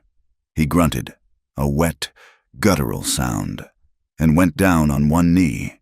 But he did not stop, even as he fell. His right hand brought the peacemaker up. He fired twice, rapid, controlled shots. The man with the shotgun staggered back, dropping his weapon, clutching his throat as he fell backward into a stack of grain sacks. Silence returned to the barn, broken only by the terrified whinnying of the horses and the heavy, ragged breathing of the two living people. Luke stayed on one knee, his head bowed, his right hand still holding the gun pointed at the shadows. Blood was already soaking through the canvas of his coat, dark and slick. "Luke," Clara whispered. She crawled toward him. He looked up. His face was gray, his teeth gritted in agony. "Get the door," he rasped. "Bar it, now!" Getting him into the house was a nightmare. He was heavy, dead weight leaning on her as his strength drained away with the blood. Clara practically dragged him through the kitchen door, locking it behind them. She helped him to the settee, where he collapsed, his breath coming in shallow, hitching gasps. "I need whiskey," Luke mumbled, "and a knife." "Be quiet," Clara commanded. Her fear was gone, replaced by a cold, singular focus. She was a rancher's wife. She had seen injuries before. She lit the lamps. She tore his coat open, flinching at the ruin of his shoulder. The buckshot had torn through the muscle, but by some miracle, it seemed to have missed the bone and the lung. It was a mess of shredded flesh and cloth, bleeding sluggishly. She ran to the cupboard, grabbing the bottle of rye and a clean towel. She fetched her sewing kit and a small paring knife, which she held in the flame of the lamp until the blade glowed dull red. "This is going to hurt," she said. Luke looked at her. His eyes were glassy, pupils blown wide. "I deserve it." She poured the alcohol directly into the wound. Luke's back arched off the settee, a strangled cry tearing from his throat. He slammed his fist into the cushions, his knuckles turning white. "Hold still," Clara said, her voice shaking only slightly. She worked for an hour. She dug out the lead pellets, cleaned the ragged edges of the wound, and stitched the flesh back together with a silk thread. Her hands were covered in his blood. The smell of copper and singed meat filled the small room. When she was done, she bandaged the shoulder tightly with strips of linen. Luke had passed out halfway through, but he woke as she was tying off the final knot. He lay there, pale and sweating, staring up at the ceiling. Clara sat on the floor beside him, wiping her bloody hands on her apron. "They are gone," Luke whispered. "The shots would have scared off any others." "Why did you come back?" Clara asked. She did not look at him. She looked at the fire dying in the grate. "I told you to leave. I couldn't." "Why?" Luke turned his head slowly to look at her. The pain had stripped away every defense he had left. He looked raw, open, and utterly defeated. "Because I owe you a life," he said. Clara went still. "What does that mean?" "The ambush," Luke said. His voice was stronger now, driven by the need to purge the poison that had been festering in him for 5 years. "It was in a canyon south of Doña Ana. We were tracking a group of cattle buyers who were rumored to be carrying gold. My boss, the man who ran the ring, said they were thieves. He said they had stolen the herd." He swallowed hard. "We set up on the ridge. I was the sharpshooter. My job was to take out the leader so the others would surrender." Clara felt a cold chill spread through her limbs. She knew what was coming. "The sun was in my eyes," Luke continued, the words tumbling out. "The dust was thick. I saw a man on a bay horse. He was shouting, waving his hat. I thought he was signaling an attack. I didn't know who he was. I lined up the sights." He closed his eyes. A tear leaked out, tracking through the grime on his face. "I pulled the trigger. The bullet hit him in the chest. He fell. And when we rode down, there were no guns, no gold, just cattlemen driving a herd they had bought legally. The man I shot, he was still alive. Barely. I knelt beside him. He was trying to say a name. Clara. He was holding that pendant. He tried to give it to me, maybe thinking I would take it to you, but he died, and his hand clamped shut, and the silver snapped." Luke opened his eyes. They were pools of anguish. "I didn't mean to kill him. Clara, it was a mistake, a goddamned, bloody mistake. But it was my finger on the trigger. It was my bullet." The room was silent. The fire popped. Clara sat there, frozen. The confession hung in the air, hideous and undeniable. He had killed Thomas. Not in a fair fight, not in self-defense. He had shot him from a ridge like a coward, based on a lie. She stood up slowly.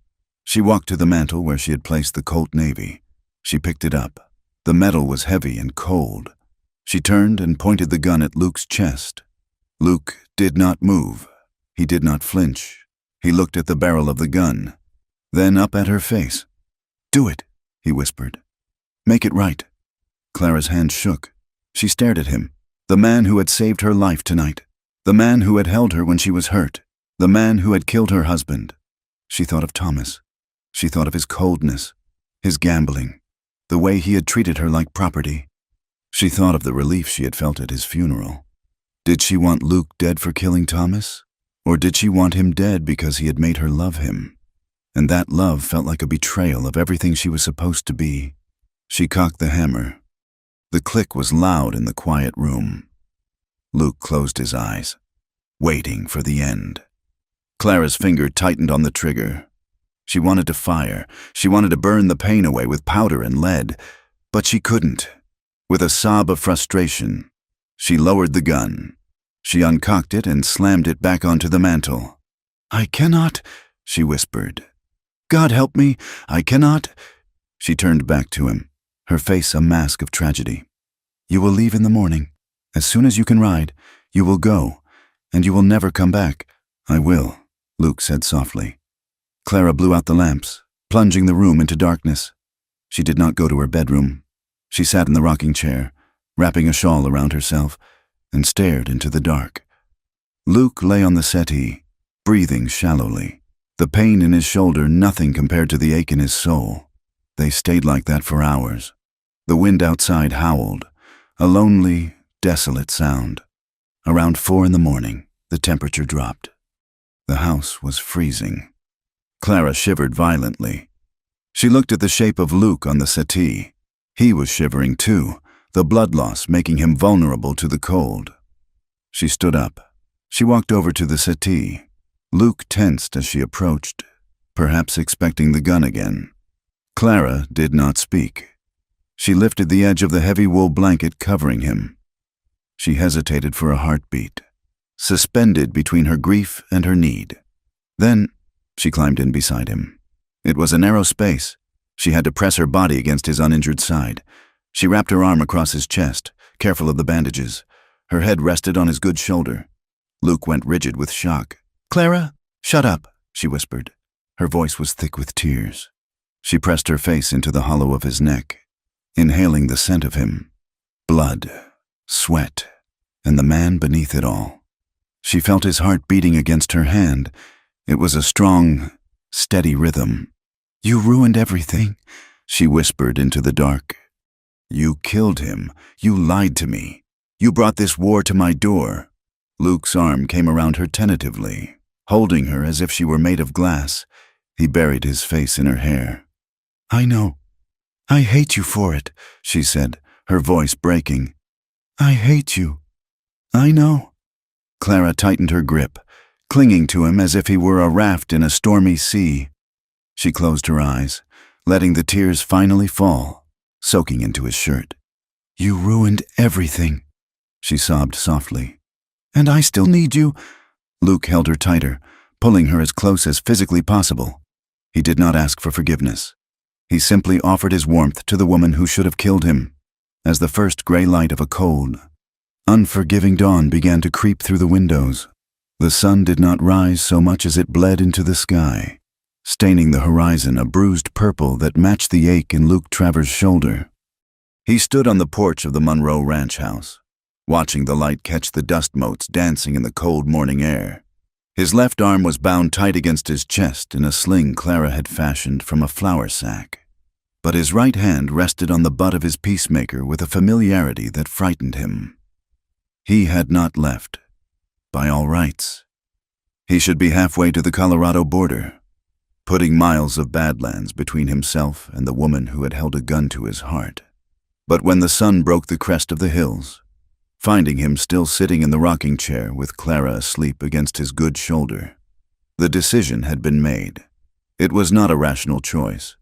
It was the choice of a man who had spent 5 years running from his own shadow and had finally found a light bright enough to banish it. Clara stepped out onto the porch behind him. She wore one of Thomas's old work shirts, cinched at the waist with a belt, and her hair was braided back severely. She looked tired, her eyes rimmed with red, but the fragility of the night before had hardened into something sharp and dangerous. "They will be back," she said. It was not a question. "Yes," Luke replied. "Hardin is not a man who takes a loss well. He will hire more men. He will come with rifles and fire. Then we need to be ready."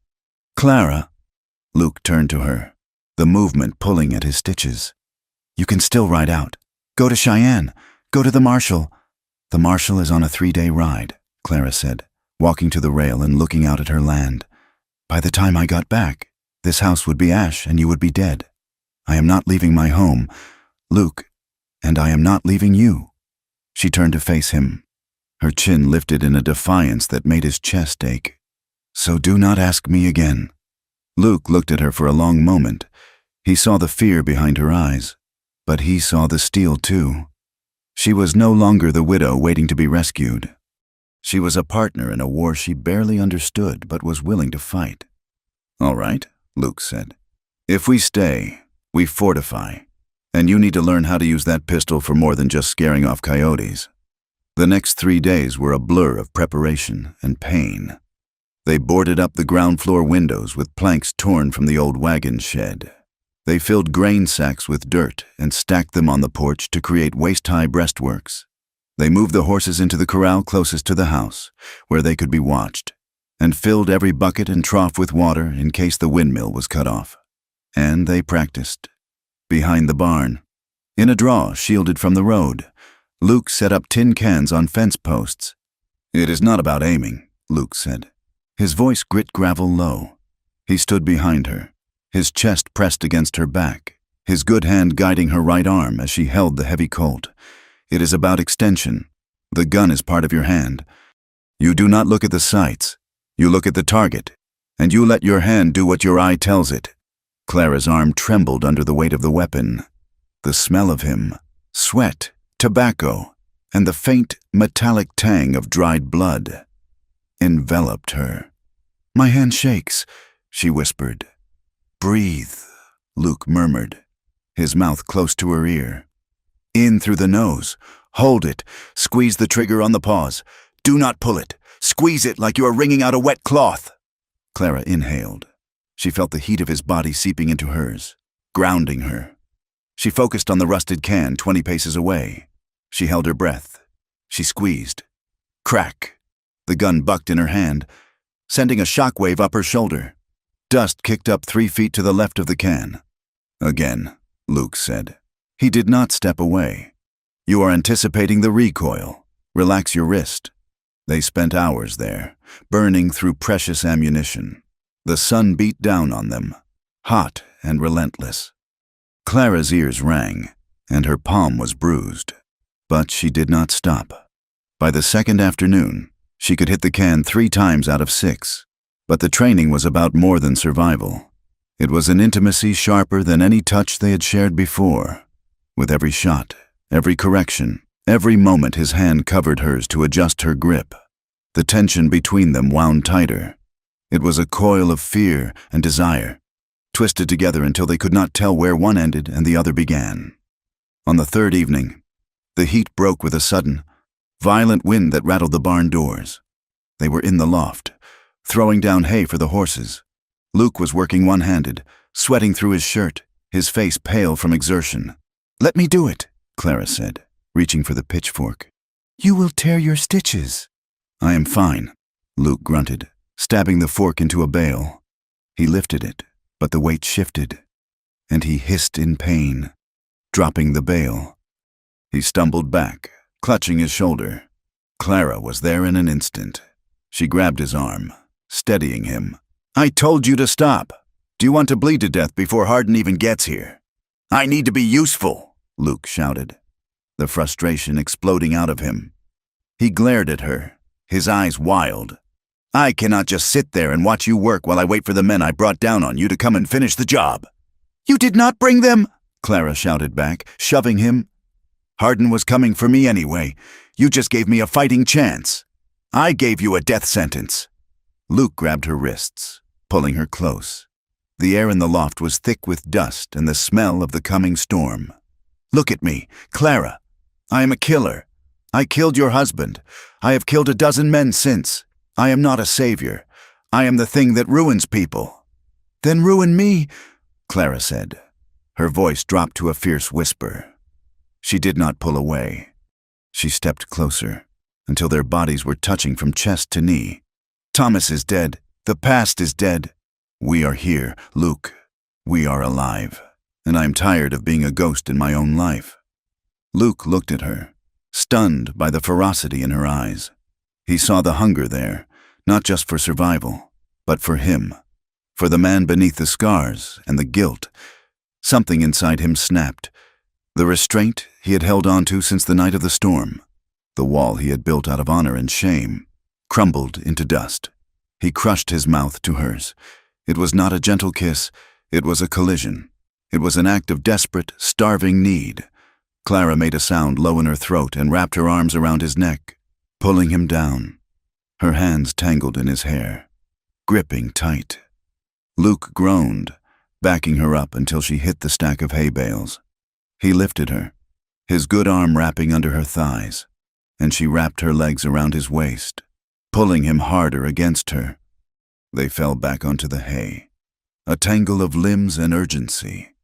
There was no time for slow undressing. Luke's hand tore at the buttons of her bodice, popping them loose. Clara shoved his shirt off his shoulder, heedless of the bandages, needing to feel his skin against hers. "Clara!" He gasped against her neck, his breath ragged and hot.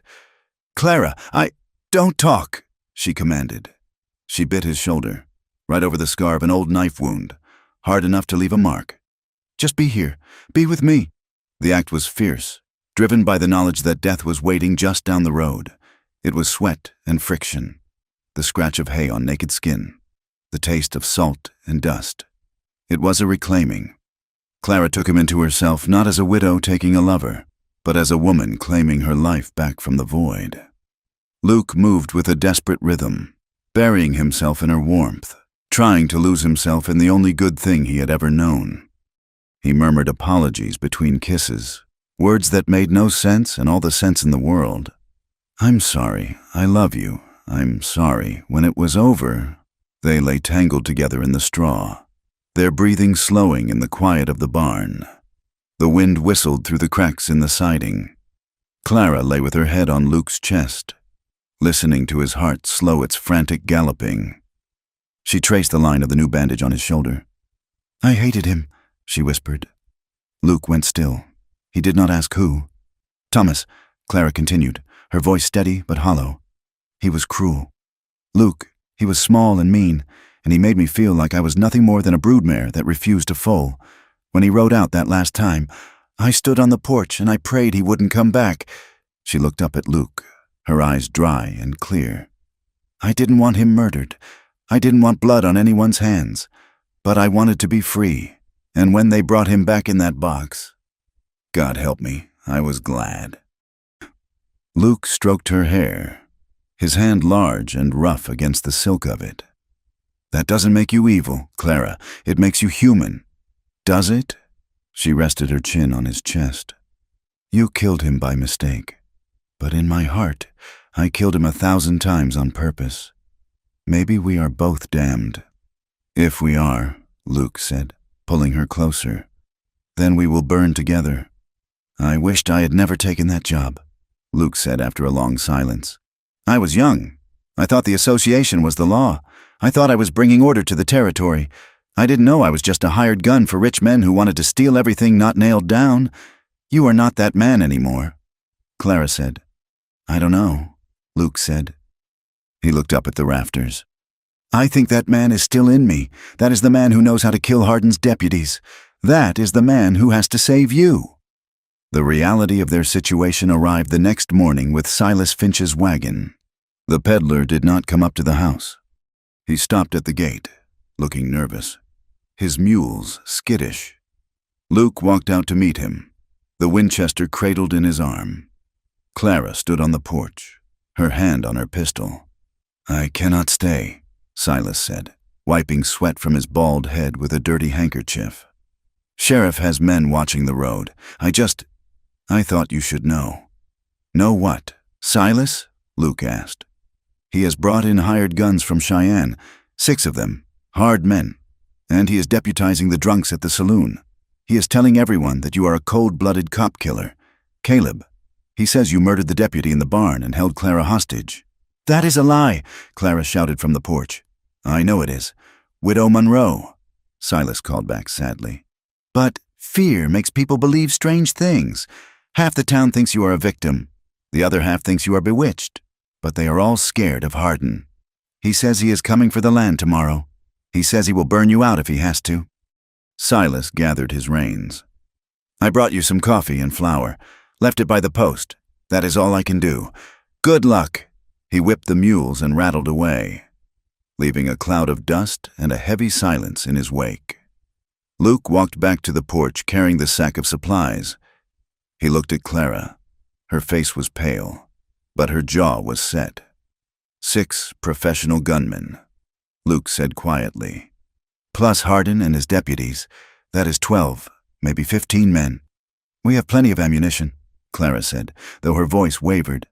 "Clara," Luke set the sack down. "We cannot hold them off. Not 15. They will flank us. They will set fire to the barn and the house. They will smoke us out like badgers. So what do we do?" Luke looked at the horizon. He looked at the woman who had bitten his shoulder and confessed her darkest sin to him. He knew exactly what he had to do. "We get ready." He lied.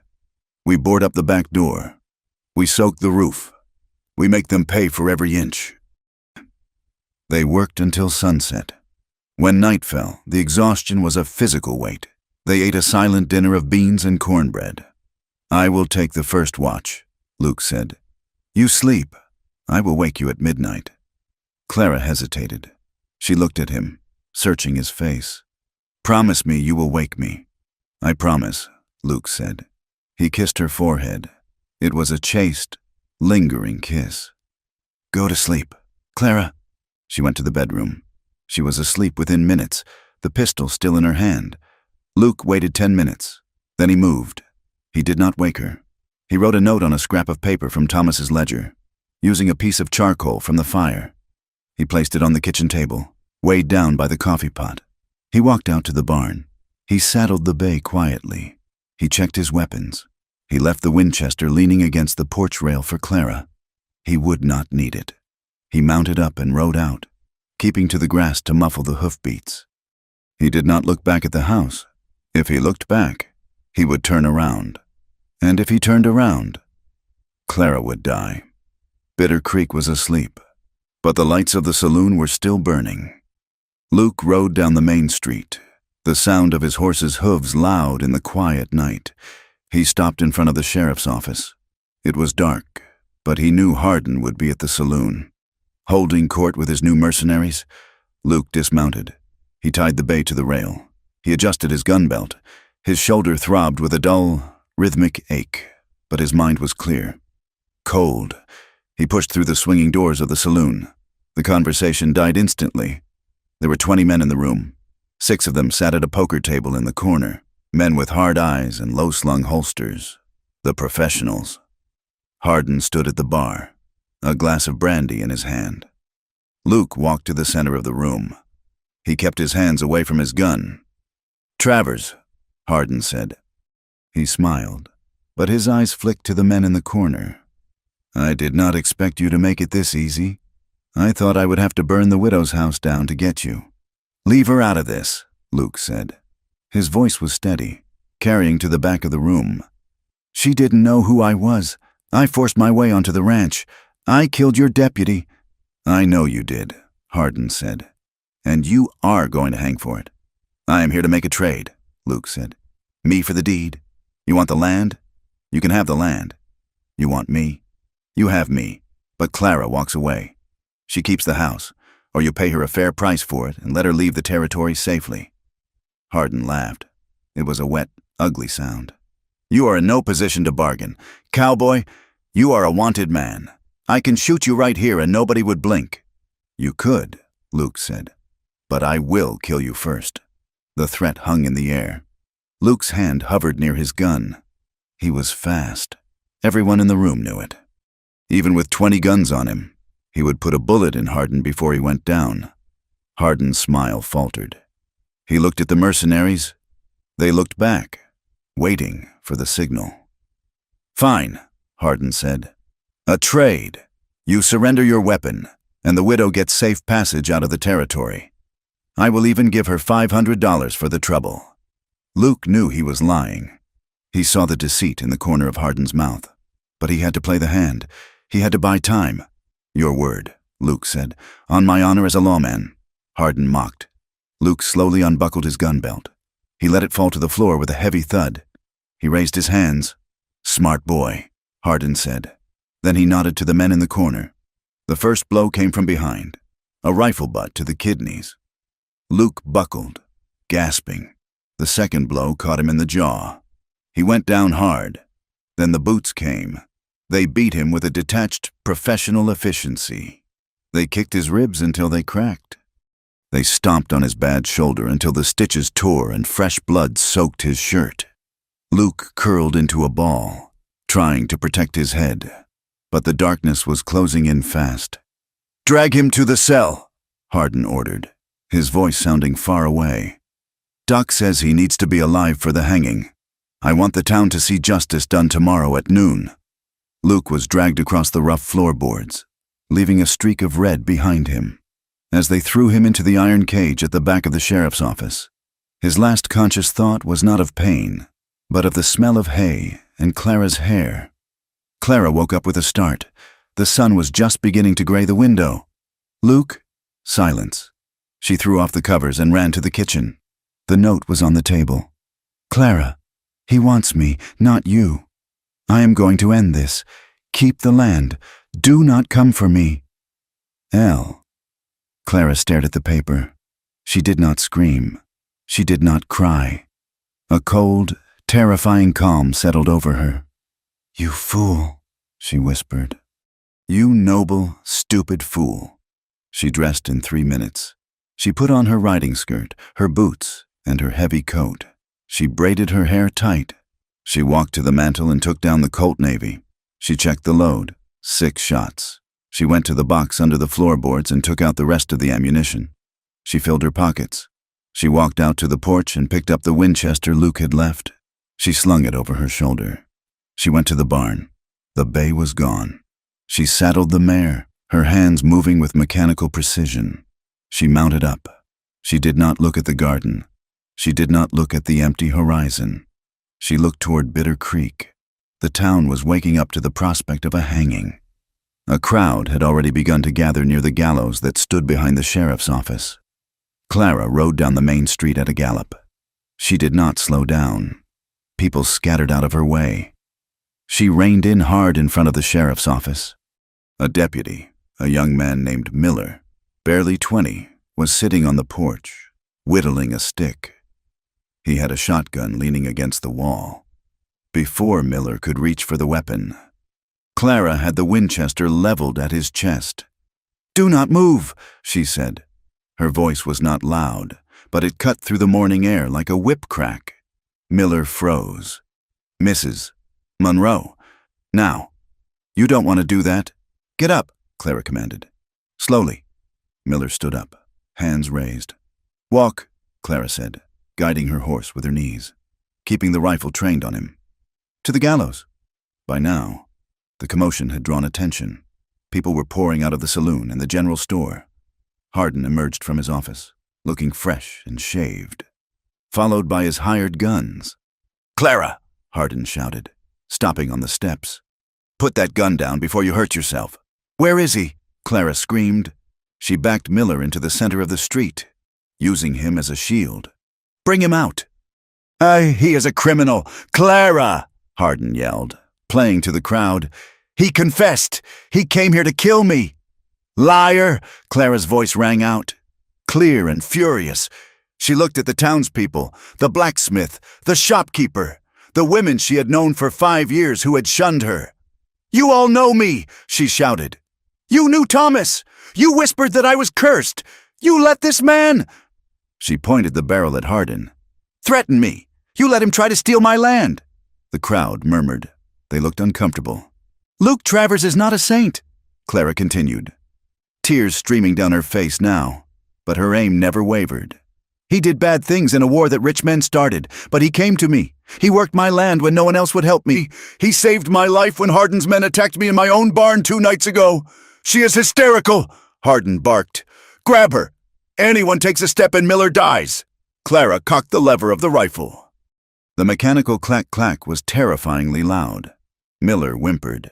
"Sheriff, don't!" "Hardin wants the water rights for the railroad," Clara yelled. "He tried to buy me. When I refused, he sent men to beat me. Luke Travers surrendered himself to save me. He offered his life for mine. Does that sound like a cold-blooded killer to you? Or does it sound like a better man than any of you standing here watching?" The blacksmith, a burly man named Jed, who had been a friend of Thomas's father, stepped forward. "Is that true? Sheriff, did he surrender?" "He came to assassinate me," Hardin lied, sweat beading on his forehead. "I saw him ride in." The apothecary spoke up from the boardwalk. "He had his hands up. I saw you beat him. Marcus, he didn't fight back." The mood in the street shifted. It turned from curiosity to something darker, something heavy and judgmental. The townspeople of Bitter Creek had tolerated Hardin's corruption because it was easy, because it was profitable. But seeing a widow alone on a horse, holding a rifle against an army of hired thugs, shamed them to their core. "Bring him out," Jed the blacksmith said. He rested his hand on the heavy hammer hanging from his belt.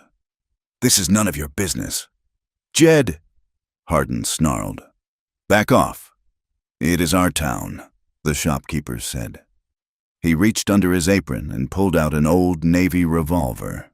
One by one, the men of Bitter Creek began to step off the boardwalks. They were not gunfighters. They were farmers, miners, and merchants. But there were 50 of them. Hardin looked at the crowd. Then he looked at his 6 hired mercenaries. The lead mercenary, a man with a scar across his nose, spat on the ground. "I didn't sign up for a town war. Hardin, I signed up for easy money." He turned his horse and began to ride away. The other 5 followed him. Hardin was left alone with his 2 deputies on the porch. "Unlock the cell," Clara said. Her voice was quiet now, but it carried the weight of a judgment day. Hardin looked at the angry faces surrounding him. He looked at Clara's rifle. He looked at Miller, shivering at gunpoint, with a snarl of pure hatred. Hardin reached into his pocket and threw the keys into the dust. "Get him yourself," he spat. "But you won't keep that land. Clara, I promise you that." "You are done, Marcus," Jed said, stepping onto the porch. "I think it is time you turned in that badge." Clara did not wait to see the rest. She slid down from her horse, her legs trembling so hard she almost fell. She snatched up the keys and ran into the sheriff's office. She ran back to the cells. Luke was lying on the cot in the corner. His face was a mask of purple bruises. One eye was swollen shut. His shirt was torn and soaked with fresh blood. "Luke," Clara sobbed, fumbling with the lock. He stirred. He opened his good eye. He looked at her through the bars, confused, as if he were seeing an angel. "Clara," he rasped through split lips. You shouldn't be here." The lock clicked. The door swung open. Clara rushed in and fell to her knees beside the cot. She gathered him into her arms, careful of his ribs, burying her face in his neck. "I told you," she whispered fiercely, tears dripping onto his battered face. "I told you I needed you." Luke let out a breath that was half groan, half laugh. He lifted his hand, shaking and bloody, and rested it on her hair. "I guess," he whispered, "I am not as good at leaving as I thought." Outside, the sun climbed higher over Bitter Creek, shining on a town that had finally woken up. The iron door of the cell swung open with a groan that seemed to echo in the marrow of Luke Travers' bones. He stumbled out, his arm draped heavy over Clara Monroe's shoulders. The pain in his ribs was a dull, roaring fire, and his left eye was swollen shut. But the sight of Clara, fierce, dusty, and smelling of horsehair and gunpowder, gave him a jolt of adrenaline that cut through the haze. "Lean on me," Clara whispered, her arm tight around his waist. "We are walking out of here." They moved through the sheriff's office, past the overturned chair and the keys lying in the dust. Outside, the noise of the town had shifted from a roar to a tense, murmuring hum. The sunlight hit Luke like a physical blow, blinding him for a moment. They stepped onto the boardwalk. The crowd was still there, a sea of faces, some angry, some ashamed, all waiting for the final act of the drama. Jed the blacksmith stood at the bottom of the steps, his heavy hammer resting on his shoulder, a grim sentinel between the lawman and the mob. Sheriff Marcus Hardin was standing near his horse, his face a mask of crumbling vanity. His hired guns had fled, his deputies were cowed, and his town had turned against him. He looked at Clara, helping the broken man down the steps, and the humiliation was too much for a man whose power was built on fear. "You think this is over?" Hardin screamed, his voice cracking. "You think you can just walk away with a cop killer?" "It is over, Marcus," Jed rumbled. "Step aside." "I am the law." Hardin's hand dropped to his hip. It happened in the space between heartbeats. Hardin did not draw on Luke. He knew Luke was beaten, barely standing. He drew on the source of his shame. He drew on Clara. "No," Jed shouted, stepping forward, but he was too far away. Clara froze, her eyes widening as she saw the barrel of Hardin's Remington swing toward her chest. Luke did not think. He did not calculate. The instinct that had kept him alive through the range wars, the reflex that had cost him his soul in a canyon in New Mexico, took over. He shoved Clara hard, sending her stumbling behind a rain barrel. In the same motion, his right hand, the one not bound in a sling, snatched the Colt Navy from Clara's belt. He fell to his knees, his battered body screaming in protest. But his arm rose with the steadiness of a stone statue. Crack! The single shot rang out, flat and final against the false fronts of the buildings. Hardin jerked backward. A small, dark hole appeared in the center of his forehead, right beneath the brim of his beige hat. He stood there for a second, a look of utter surprise on his face, before his knees buckled and he collapsed face first into the dirt of the street he had ruled for 10 years. Smoke drifted from the barrel of the gun in Luke's hand. He stayed on his knees, breathing hard, the world spinning gray at the edges. For a long, terrible moment, there was silence. Then, the spell broke. "He killed the sheriff!" someone shouted from the back of the crowd. It was a man's voice, panicked and reactionary. "Murder!" another voice cried. The mood of a mob is a fickle thing, shifting like the wind in a canyon. Moments ago, they had been ashamed of Hardin. Now, seeing a lawman dead in the dirt at the hands of a stranger who had already confessed to killing a deputy, the old fear returned. "String him up!" a miner yelled, surging forward. "Grab him before he rides!" The crowd pushed forward, a wave of angry bodies. Jed raised his hammer, shouting for order, but he was one man against 50. Luke tried to stand, but his legs refused to hold him. He slumped back against the hitching post, gripping the empty gun. He looked at the approaching faces, distorted by rage. He had expected this. This was how men like him ended. Then, a shadow fell over him. Clara stepped between him and the mob. She did not have a gun. Luke was holding it. She stood with her hands empty, her chin lifted, her body a shield for the man on the ground. "Stop!" she screamed. The sheer force of her voice halted the front rank of men. "Get aside, Clara," the shopkeeper said, looking nervous. "He is a killer. Justice has to be done." "Justice?" Clara laughed, a harsh, jagged sound. "Where was your justice when Hardin tried to steal my land? Where was your justice when he threatened to burn me out? Where was your justice when my husband died and you all left me to rot?" She pointed a trembling finger at the body of the sheriff. "That man was going to shoot me. You all saw it. Luke Travers saved my life." Again, she turned her gaze on the crowd, meeting the eyes of the men she had known for years. "He saved me, and now you want to hang him for it? If you want him, you have to go through me, and I swear by the Almighty, I will not move." The miner who had shouted first shuffled his feet. The shopkeeper looked down at his boots. Jed the blacksmith stepped up beside Clara. He rested the head of his sledgehammer on the ground with a dull thud. "The widow is right," he rumbled. "Hardin drew first. It was self-defense. Any man here who says differently has to answer to me." The tension held for another 10 seconds, thick enough to choke on. Then, slowly, it began to dissipate.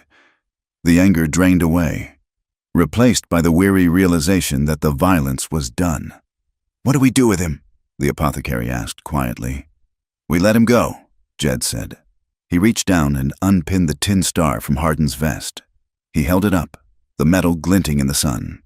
"And we find a sheriff who knows the difference between the law and a land grab." Jed turned and looked at the young deputy, Miller, who was still standing on the porch, pale as a sheet. Jed tossed the badge to him. "For now, you keep the peace.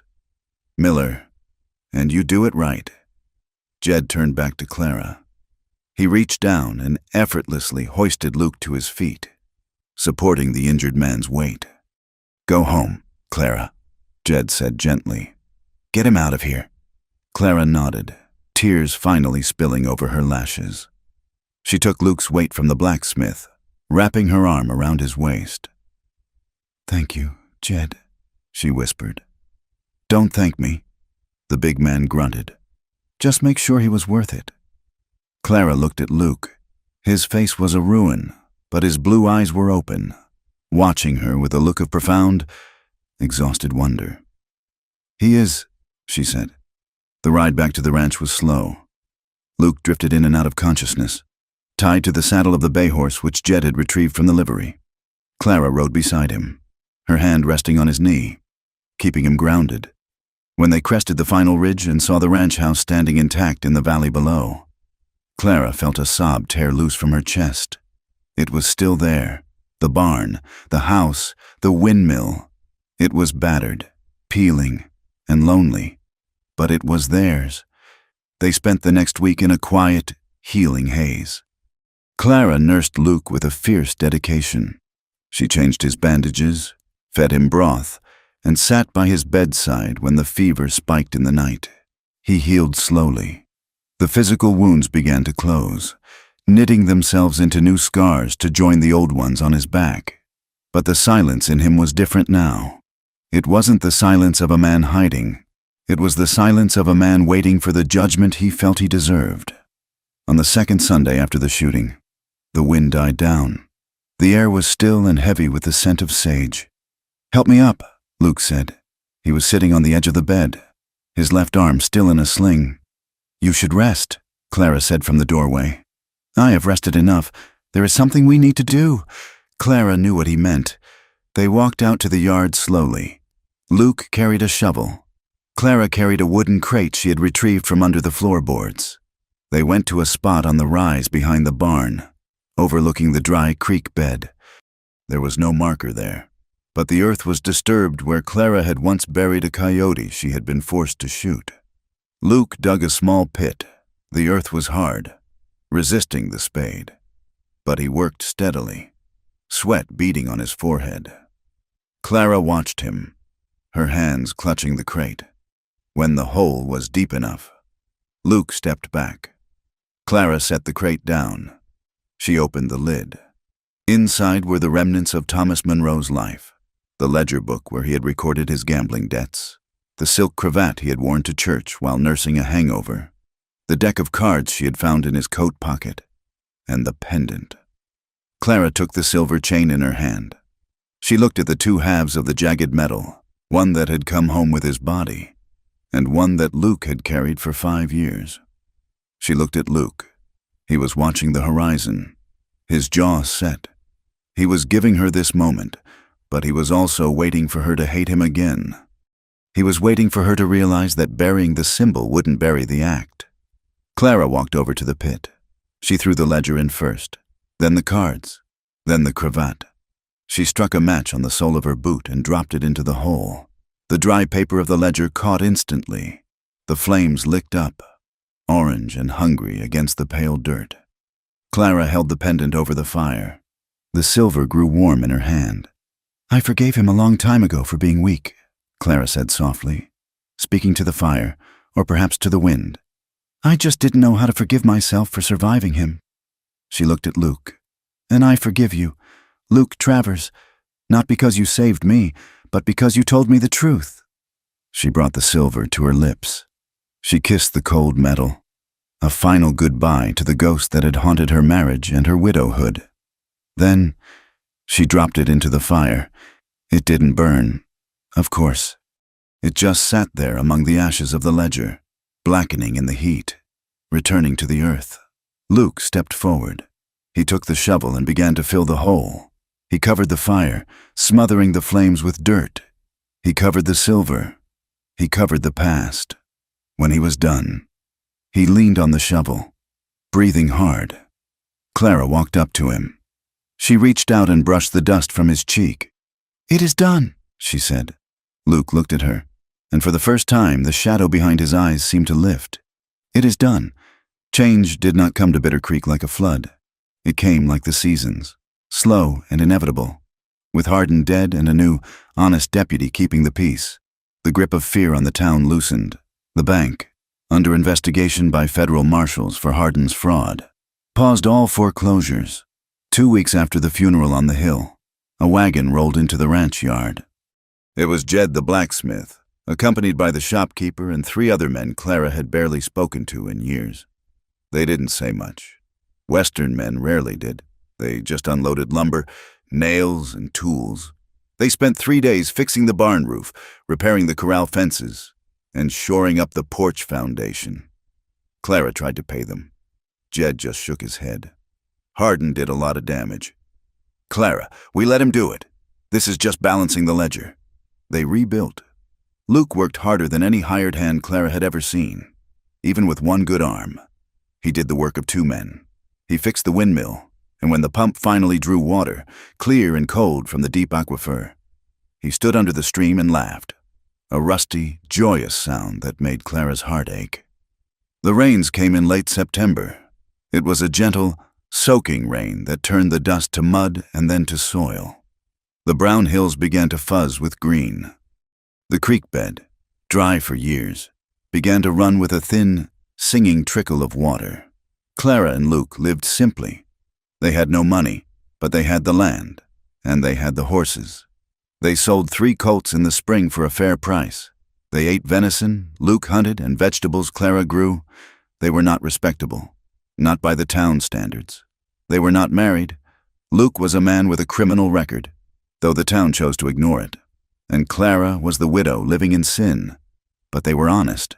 They looked people in the eye. They paid their debts.